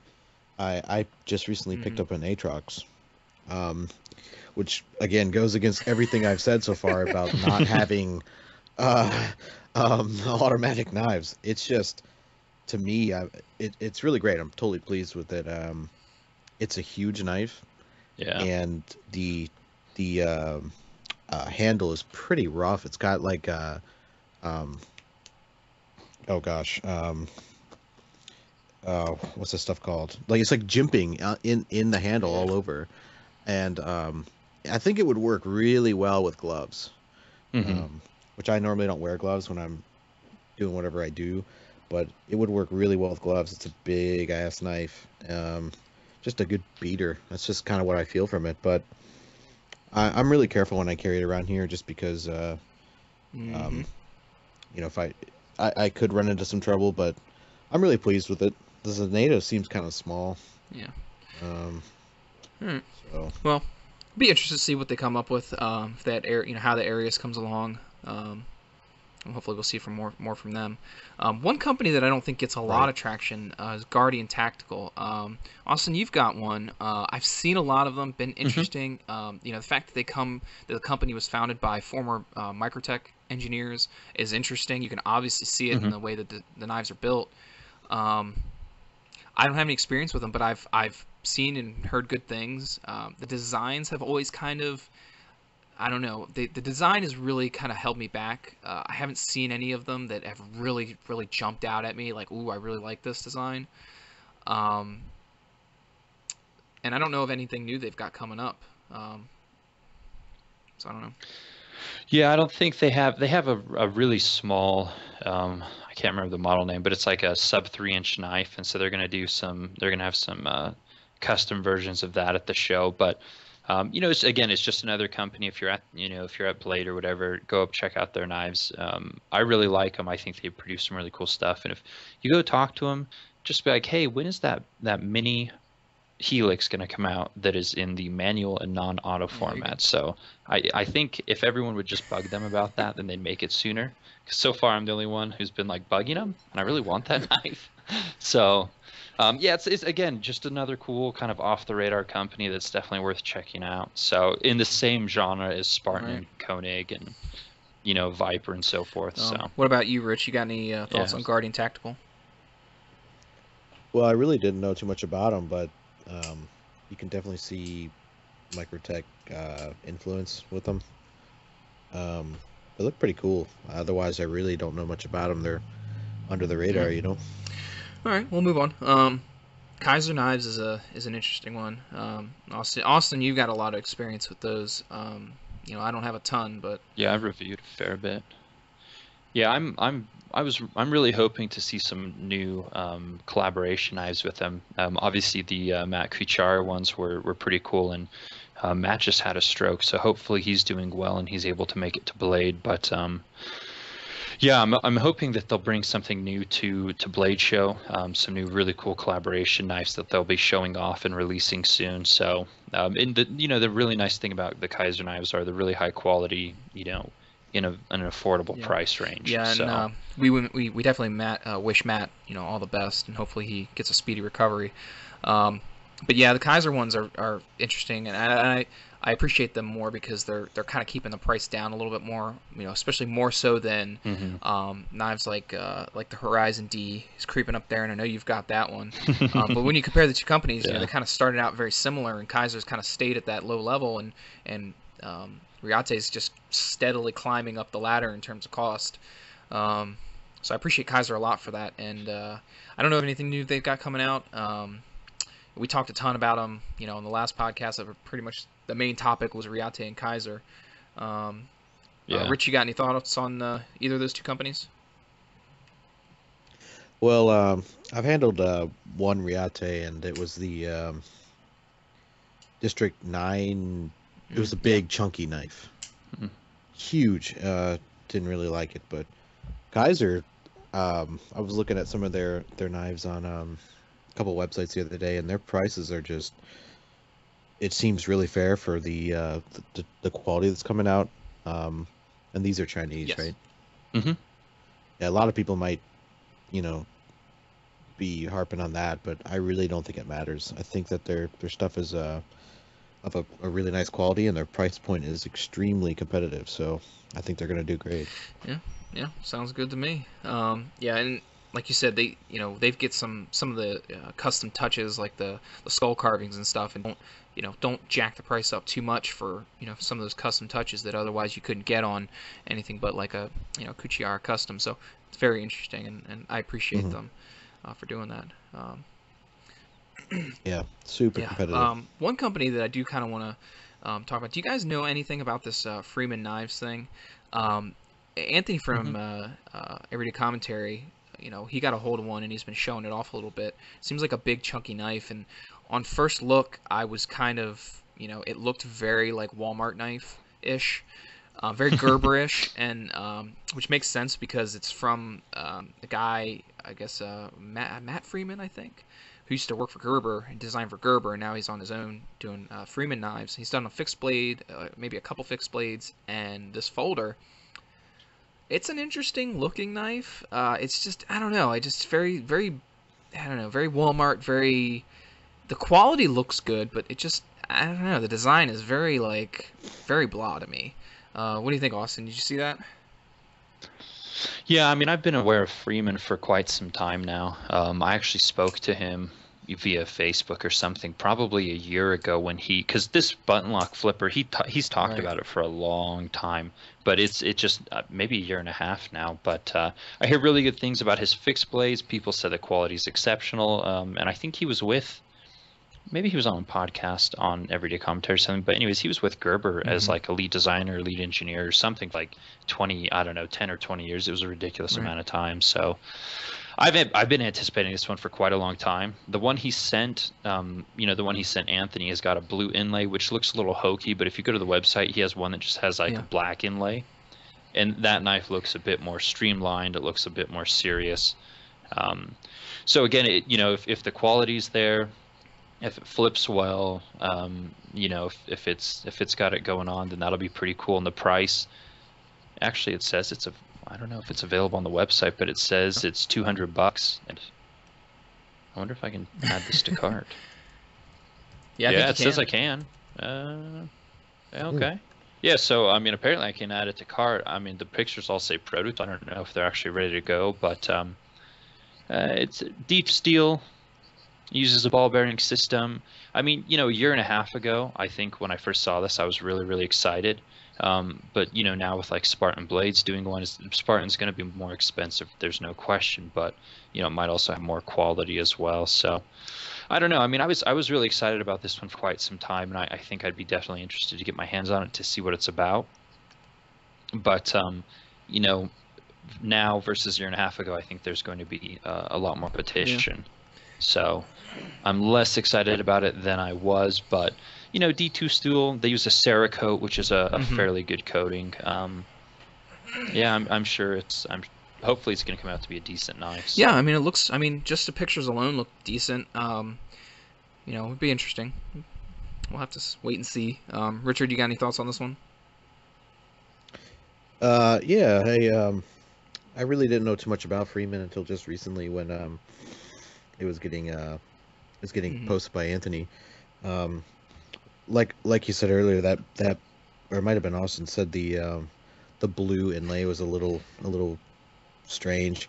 I really like the way it looks aesthetically from the clip side. It's all blacked out. It looks serious and tough and pretty cool. D2 is great, but I could go without the blue. If they made it the same on the other side, that'd be visually a lot better. But it looks like a pretty good design. Blade shape's really great, and it's got some straight lines on it, so that's cool, right? Yeah. Why not?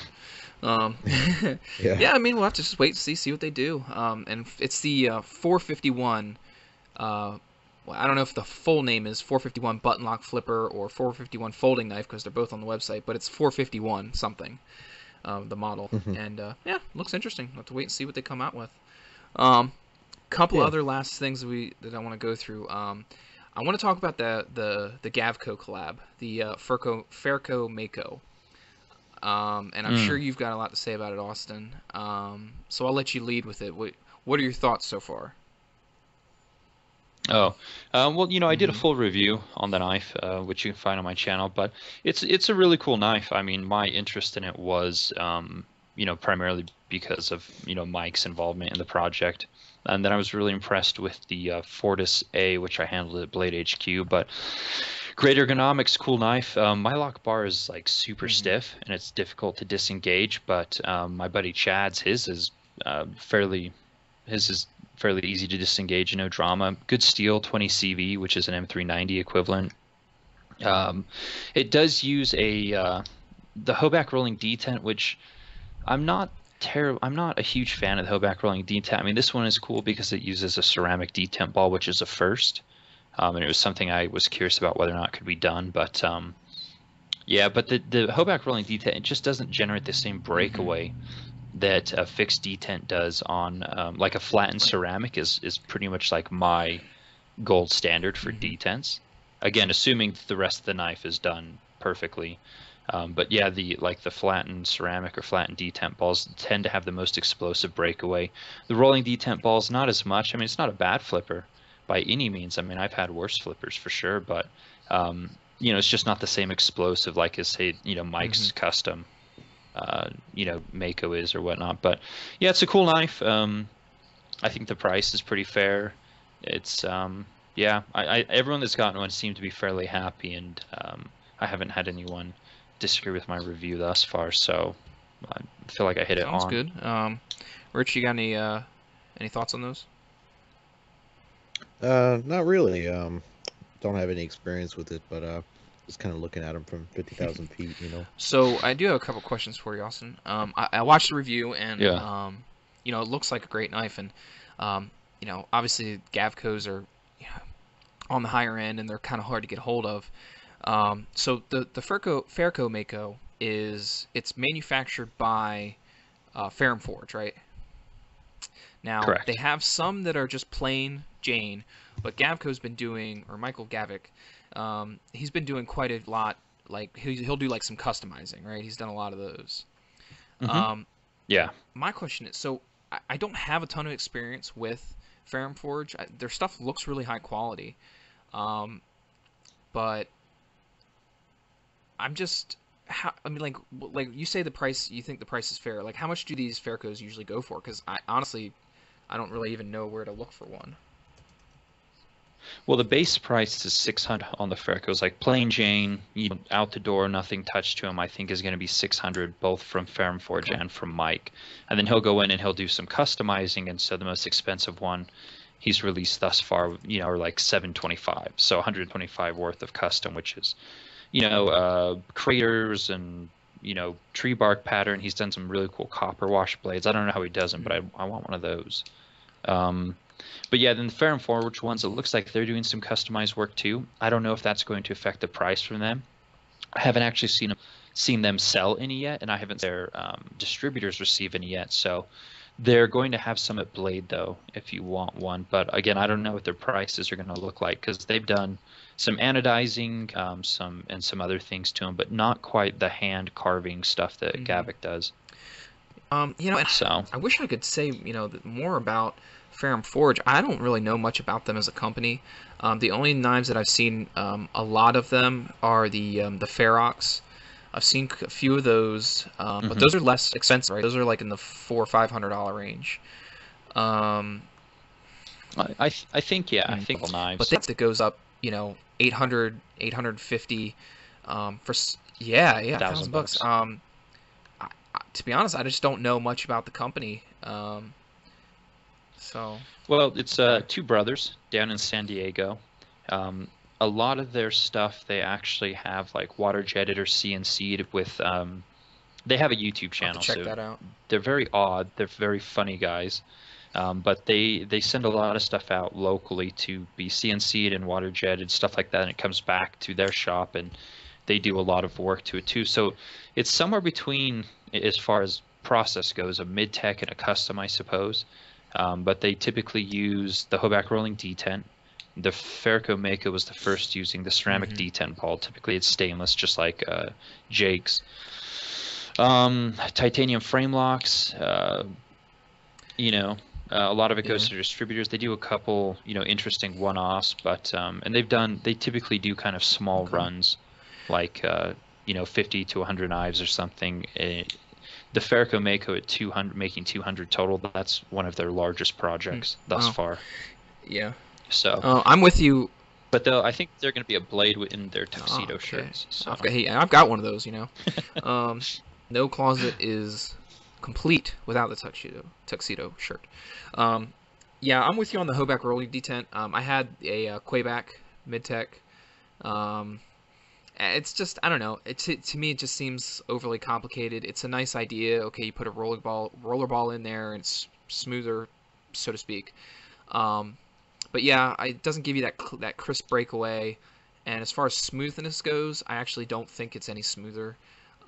It's kind of nice that you can adjust it, but mhm. I could do without it if it was if it were to save some money on the knife. I don't really see the benefit. Just a ceramic ball is fine with me.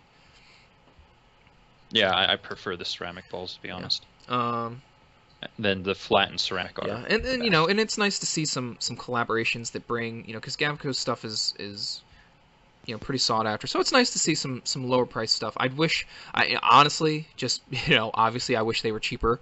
Um, but Hmm. I think if this if they were to do like a more plain Jane version in a say S35 or something like that, it were around the like that $400 $500 price range, I'd probably be um, a little more sold on them. But we'll have to see. They Hmm. look nice, so. Yeah, and Ferrum Forge isn't Yeah. that type of company. I mean, Elliot really seems like he's really into different types of steels and stuff, so I don't really ever see them putting out knives in that price range, but you never know. Um, All right. yeah. Well, I guess. So you got. So I do want to talk a couple more things. You got a Reich knife, right? Yeah. So I don't know much about this company. I saw some pictures of them floating around on Instagram. Um, Hmm. just initial opinions on it. What do you? I mean, are they good? Do you think that they'll stick around? What do you think of the quality? Uh, all right, so I'll do the review soon, but I mean, the fit and finish and everything is fine. There is one glaring fault with the knife, and that's that if you jam your finger, the fat of your finger kind of into the back of the knife where the tip is, you will get poked. Okay. And I know some people complained or were having similar issues with some of the 0452s, but yeah, I was at a USN gathering, and a guy went to grab this out of my spider pack, and he poked it wrong, and he got poked pretty good. He had to have a band-aid to stop the bleeding, you know. And I got cut the other day on it, so I mean that's the one real glaring Mm-hmm. issue with the knife. Um, Other than that, the fit and finish is fairly good. Looks like they use wire EDM and stuff. You know, again, fit and finish, I think it's fine. I think from the actual design standpoint, they got some things wrong. There's a huge language barrier. Um, like, I don't know what translation service this guy uses, but I haven't been able to understand some of his messages. He actually sent me the wrong Oh, knife. geez. So, and you know, I didn't really care. I'm just like, whatever. I wanted to review one of their knives, you know. So I was like, it's fine, I guess. But um, I think there's potential. But you know, I wouldn't necessarily recommend this knife to someone else just because of the fact that you Yeah. can stab yourself with it. Yeah, and the design looks Ideal. kind of interesting. I mean, the stuff that gets me is some of that stuff. I mean, if he doesn't, can't really communicate properly, they don't have a website that I can find, which I think is kind of a, major Hmm. downside. Um, Yeah, it's just, I don't know. I'm not all that interested in him until things get further along and maybe they, become a little bit more, um, yeah. established. And you know, that's what I would recommend. I wouldn't really get anything at the moment. I'd wait and see what they do next, and if they can develop a website. I mean, I ordered it through AliExpress, and that was a whole thing in itself, I suppose.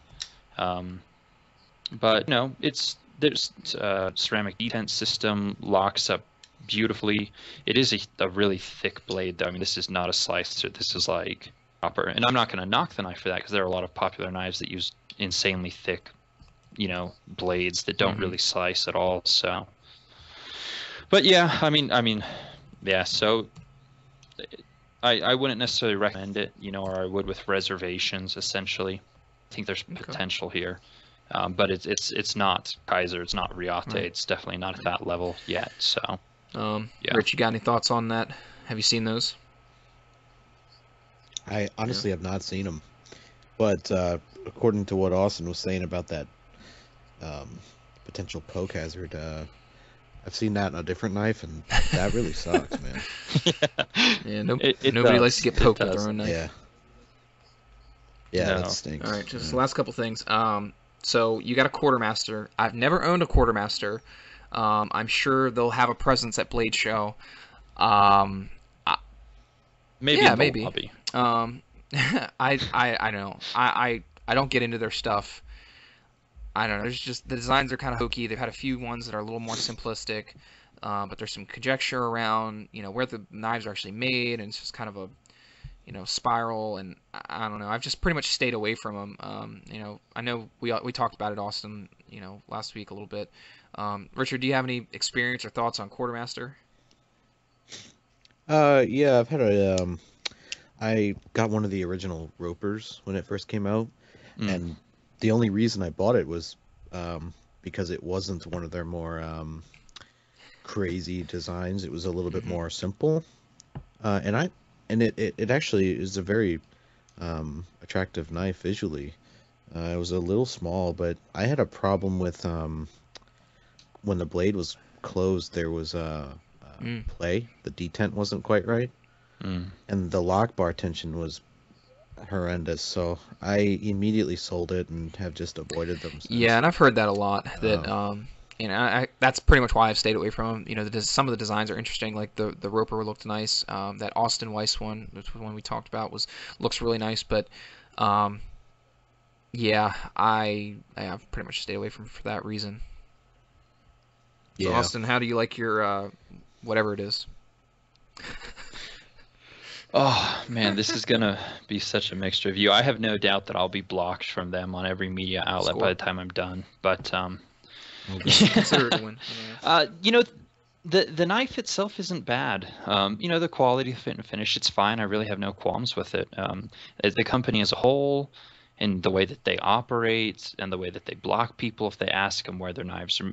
I mean, I get blocking people because you don't want drama, but they've just left so much in the dark, as to, there's no proof that they don't. Anyways, it's a freaking rabbit hole, but I really have mixed feelings about the company, I suppose. But they had these screaming deals for the QSC2, and so I was like, well, hell, I'll review one, for that price. Why not? So I think it's an interesting design. It's funky, and I like it. And I'm talking about, I think the QSC2 is the model. Um, but for here's the thing, for like $100, yeah, I think it's a cool knife. I'd recommend it at $100, but for $180 when you're up in like ZT801 territory, not a chance. Yeah. It's so, I mean, but again, this knife, I mean, it's got a weird almost like demi pistol grip to it. It's in between the hammer grip and the pistol grip. So if you're someone who has arthritis, or you can't really grip those knives that have that are essentially straight because it puts too much pressure, then I think this would be a good option. Very interesting.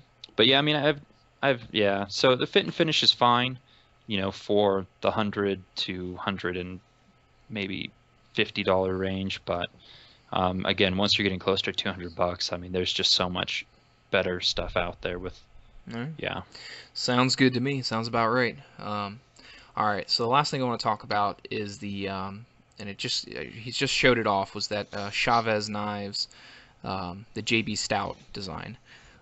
So I've not had any custom Chavez's, but I did have a 228 mid-tech. And I'll just say it. I wasn't really impressed with the knife. I kind of just got it just to get it. So much hype about the designs. But after having one, I don't know. It was big and heavy. But just some of the things about it, like the thumb stud is really large, which helps you to access the thumb stud because it sticks out proud from the frame. But when I would go to close it, it would pinch my hand a lot against the frame because it butted up real tight. So it would always pinch me when I went to close it. The blade grind wasn't, completely symmetrical. And there was some burrs on the frame and just some other various things that I wasn't really sold on. And it was a big tank of a knife. So it was an interesting kind of thing. When you don't look at the skull clip, which is like the main highlight of the knife, it's a very kind of plain, ordinary look. There's not a real good tip to it, which typically on knives I like a tip, a nice fine tip. So this one had kind of a fat one, and hope nobody takes that sentence I just said and takes that out of context and plugs it somewhere. So I wasn't hugely impressed with the knife. I ended up trading it or selling it. And so now he's going to be doing this. He's got this licensed design from JB Stout, which looks a little more interesting. But I hope that the finish is a little better. You guys got any thoughts, Austin? You have any thoughts on those? One of my friends locally, Justin, he has a custom stout, and that thing is, oh my God, it's so good. It really is like, if you want to say that his designs are hyped, I mean, I don't think that they are. I mean, that was an incredible knife. I mean, it was probably, I asked him like, dude, what could you sell that for? He's like, all right, now probably 3,500. And I was like, I get it. All I said was, I get it. It was truly an incredible knife. So his work is very, very hard to come by. It is very expensive. It's awesome though. I mean, the fit and finish, I mean, that knife was perfection. I was very, very impressed. So, I mean, there's definitely an appeal to a knife that has his designs, because I think his designs are awesome as well. But I've never handled any of the 228, so I can't really speak to the production quality. But S35VN, a titanium handle for $475. I mean, material-wise, it doesn't Hmm. necessarily excite me. Design-wise, it does. So I'm kind of in the middle of the road. I would like to hold one before I order one. Like, I'm not going to jump on, early and order with Hmm. everyone else. I'm going to wait and see what happens. So, but yeah, that's where I'm at. I'm in the middle of the road. I mean, materials, it's overpriced, but design and availability and being able to access any of his designs is something else. And the problem is, now that I've handled a stout, I might get that one and be like, oh, this isn't going to Yeah. do it for me. But if you've never handled a stout, you get it and you're like, oh my God, this is the grail that I've been searching Yeah, for, maybe. So again, I'm just super conflicted upon it. I really want to get one in hand before I say anything concrete on it. But I will say it's a beautiful design, and I definitely understand the collaboration and the appeal right now for Sure. it. So What about you, Richard? Um, I've had experience with Ramon's custom stuff and his I know he doesn't use this term, Mm, but mid-tech stuff. American made. Um, yeah, Chavez American made. Um, his custom stuff was great. I mean, it's it's a huge stout folder that is really impressive. I had a couple of the 228s actually, and I don't I don't I really enjoyed Hmm. the size of it because it was smaller than a Redención custom, but obviously it's mass produced, so there's going to be a drop in Hmm. attention. He can't put a lot of time on each knife because he was sending a bunch out. There was definitely some issues with the ones I had. I actually had four, Jeez. um, wow. and what surprised me was they were all kind of different. So the coatings on the blade, like maybe two were the same, but they were different. They Hmm. felt different.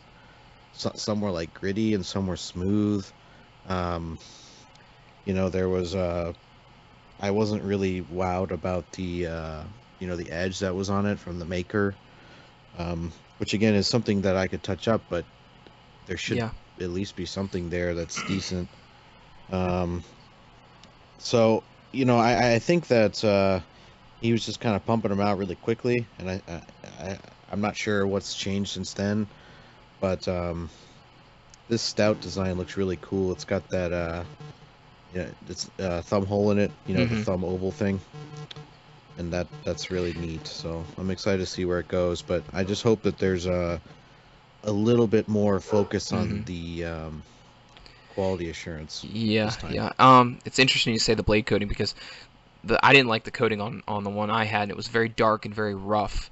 Um, and I like the whole like acid wash kind of thing trend with knives, like dark wash. Hmm. I don't like it.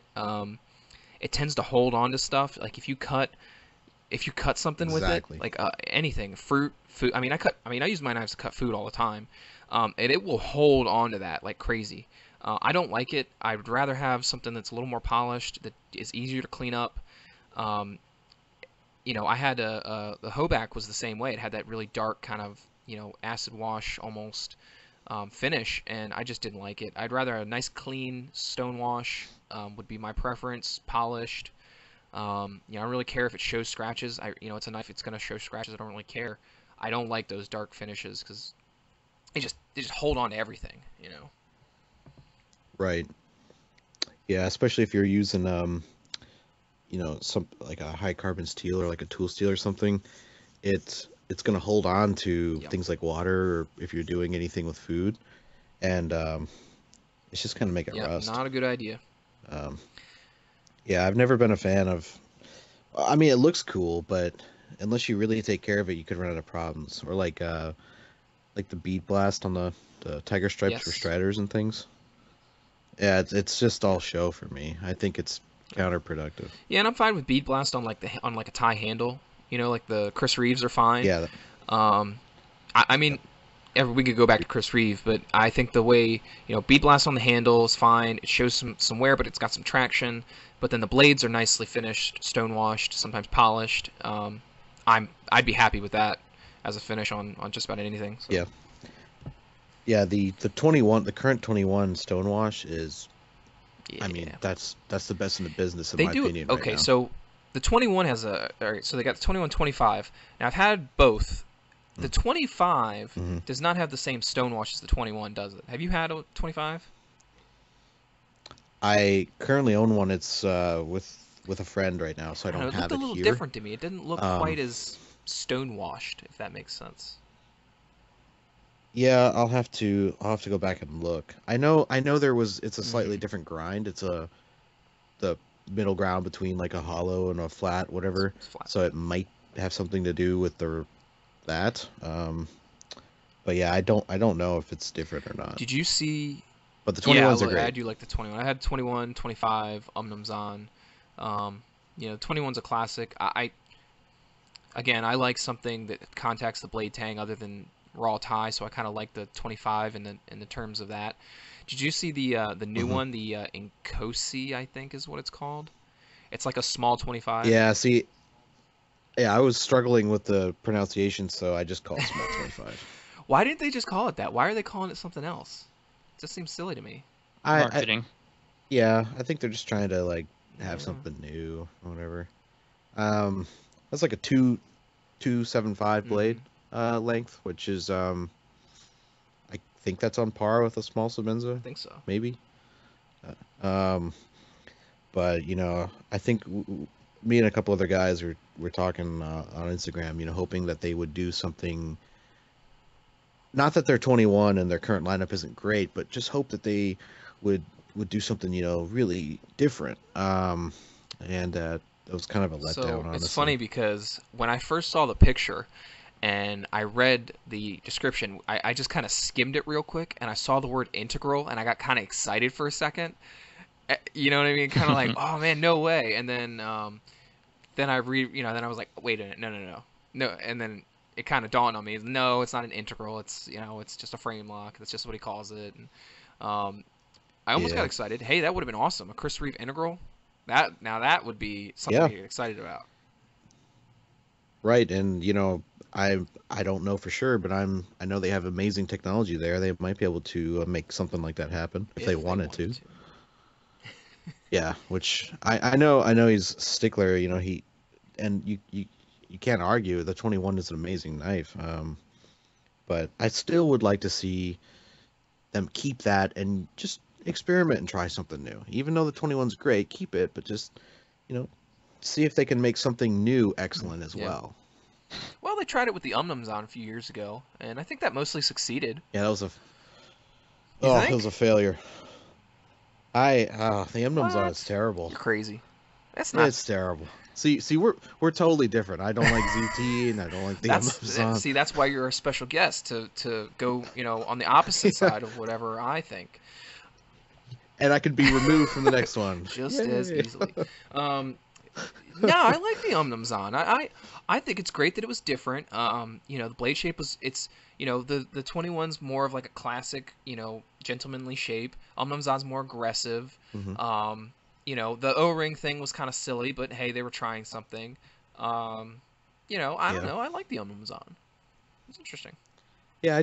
I just didn't dig it. I mean, a lot of people didn't like the O-ring thing. I had an old pivot Mhm. and a new pivot one, and I mean, they just didn't do it. You You like know. the pivot bushing? The only thing I'll tell you what, the only thing that I like about anything that's not a 21 is in the 25 it has that Yes. ceramic um, ball that serves as the detent and The also hits the Zon lock has face. that too. Yeah, but the Emblem Zon's blade shape and weird markings on the TI Yeah. handle was just kind of, yeah. Do you have the old pivot one or the new pivot one? Oh, I sold mine. But I did Oh, have the new pivot. Yeah, the old pivot I don't gotcha. like. I like the look of it, but having the tool just to adjust it, I'm not sold on that. Yeah, I have a tool. If anybody needs it, that's actually going to put it to good use. You can have Yeah. it. All right. Well, Austin, do you have any thoughts on Chris Reeve before we wrap up? Oh God. Uh, Again, just like Hinder and Strider, it doesn't really do much for me. You know, yeah, that new model, I mean, it's not much of a deviation, but I mean, I get his design. Like, you know, his thing is about perfecting what he considers to be almost perfect. You know, his thing isn't let's try something new. It's like, okay, this is perfect. How can we improve it even more? You know, so the only knife that I think is interesting, I used to have the Wilson Combat Umnums on, and I sent it off and I had it bronzed and stonewashed, and it was a cool knife, but it just, I don't know, I just got bored with it fairly quickly. Really well made, really nice, but didn't do it for me. The only one that really does interest me is the Tylock, which is isn't that at Grant and Yes. Gavin Hawk? Yeah. So that's a Hawk innovation, and so that knife, like, I think it's gorgeous. Again, that's one that I'd be interested in trying, but any of the rest of the Chris Reeves knives just really don't do it for me.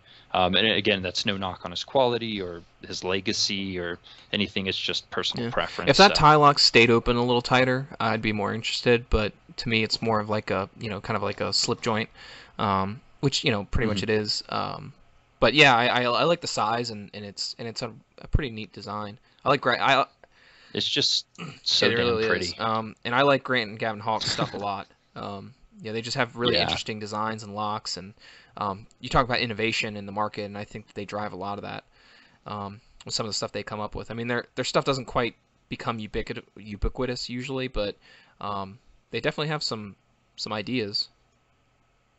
So Yeah, for sure. So anyways, that's where I'm at with Chris Reeves, so don't really have much to add, I suppose. we really need to see is a production version of their of Grant and Gavin Hawk's out the front. Super, I like, know. I've I never want seen one. like, just watching the videos of them like clamp it into a vise and it not move like a millimeter is yeah, I want one. Are Yeah. they going to Blade? Do I you would know? expect them to. Yeah, Yeah. probably. I really hope they have a couple of those there. We That'd be really neat need to check out. handle it. For I sure. almost signed up. Actually, I did sign up for their mud, quote unquote, mid tech that they did with the carbon fiber and the tie.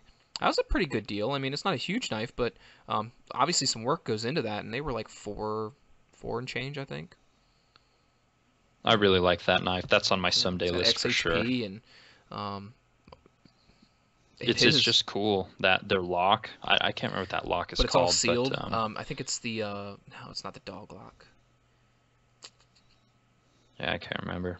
But yeah, I mean, that knife is on my list. That's a really interesting knife. That'd be unlike anything I've had thus far, I think. So. Well, I think if you contact them, you might be able to get on a list for them. I'm sure they're going to do more runs.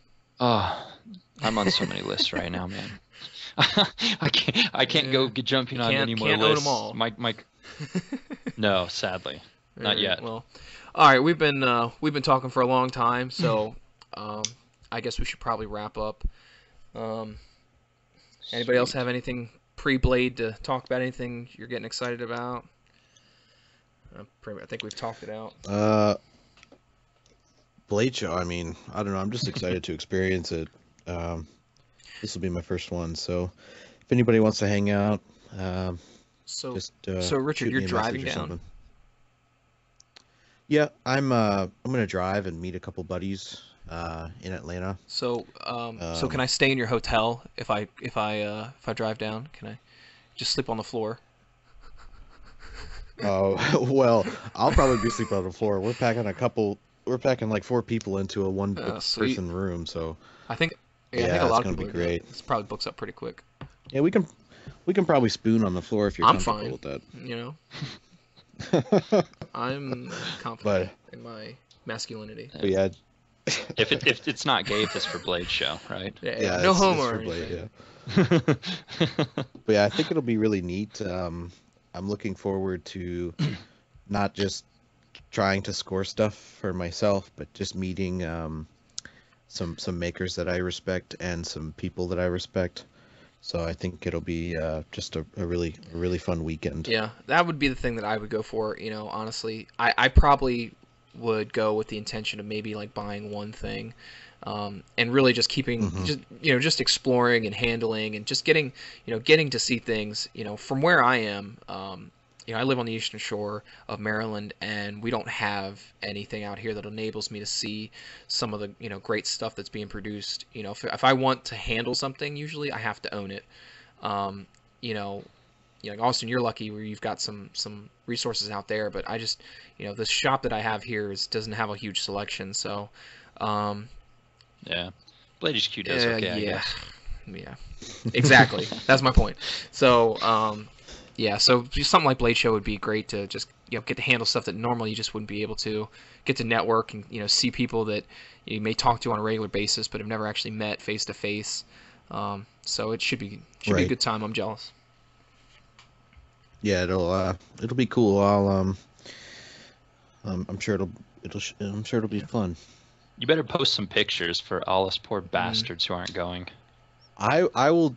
I'm not sure if there's like rules about like not taking Rules. photos of certain knives, What's the Screw worst that it. could happen? but I mean, really. but but yeah, I'm gonna be posting a lot. But Spyderco will kick you maybe out. I'll yeah. I heard that they're pretty Nah, not nothing cool fancy about ruined it. that for So everyone.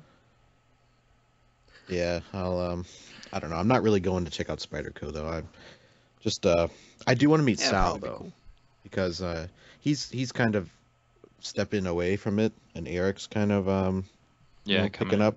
So I'd really like to meet Sal before he's done with Yeah, it. that'd be cool. Yeah. All right, well, I guess we'll wrap up. We've been doing these gear challenges. Well, we did one gear challenge, and it's funny because we actually recorded the first podcast twice, due to technical difficulties. And the first one was like a cheap knife challenge where we carried our cheapest knives, and the second one was supposed to be a pen challenge where we carry a pen all the time and just talk about how we use it. Um, but in all honesty, we didn't discuss what the next one would be. So, um, you want to just skip it for these Blade Show episodes, and we'll pick back up, Austin? How's that sound? No, the challenge is if you're going to Blade Show, you need to That post some sounds like a damn good challenge pictures. to me. That's the challenge. And that's just not, yeah, that's a perfect challenge, and not just for you, Richard, but for everybody listening. If you're going to Blade Show, post some damn pictures, maybe even a video or two. That'd be great. But if you go over to Spyderco's table though and you're posting pictures of a Delica, stop. I will Yeah, don't stab do you with that. a spoon. Yeah, I don't Stop. care about that. Or you're I drunk and into pit pictures. I don't care about that. I want to unless see something's dirty really knife funny, pics. then I do want to see that. Yeah, like drunk Andrew singing Yeah, about that'd be people's great. hats. But I want some X-rated knife pictures. I mean, Yeah. the OTFs. I mean, show me the goods, because I'm just gonna be at home lonely. Yeah, Lonely Spider-Man man, sitting so. at the computer. Pretty Yeah, much. I'll get some photos. Good tenacious. Maybe a You're getting stabbed. Delica or Dura. Yeah, stabbing myself with it. Yeah, All that's right. great. Well, And I know. Yeah. Anyways, that's the challenge. Yeah. So spread the word. We'll have to come up with what's the hashtag? Post blade pics. Blade pics or death. Pick or die. That probably would get some other stuff. I don't want. That's probably already in use. What would Austin do? WWAD. Wad. He'd I post don't know if that's a pictures. good idea. Yeah, WAD. I don't think people even know my name, so that's probably not We'll come up with something. Yeah. something. All right. Well, we'll go ahead and end it there. Thanks everyone for listening. You guys hang on for just a second. I'll stop the recording and then we're done. So thanks everybody for listening. Episode 2 pre-Blade, and have a good rest of your week.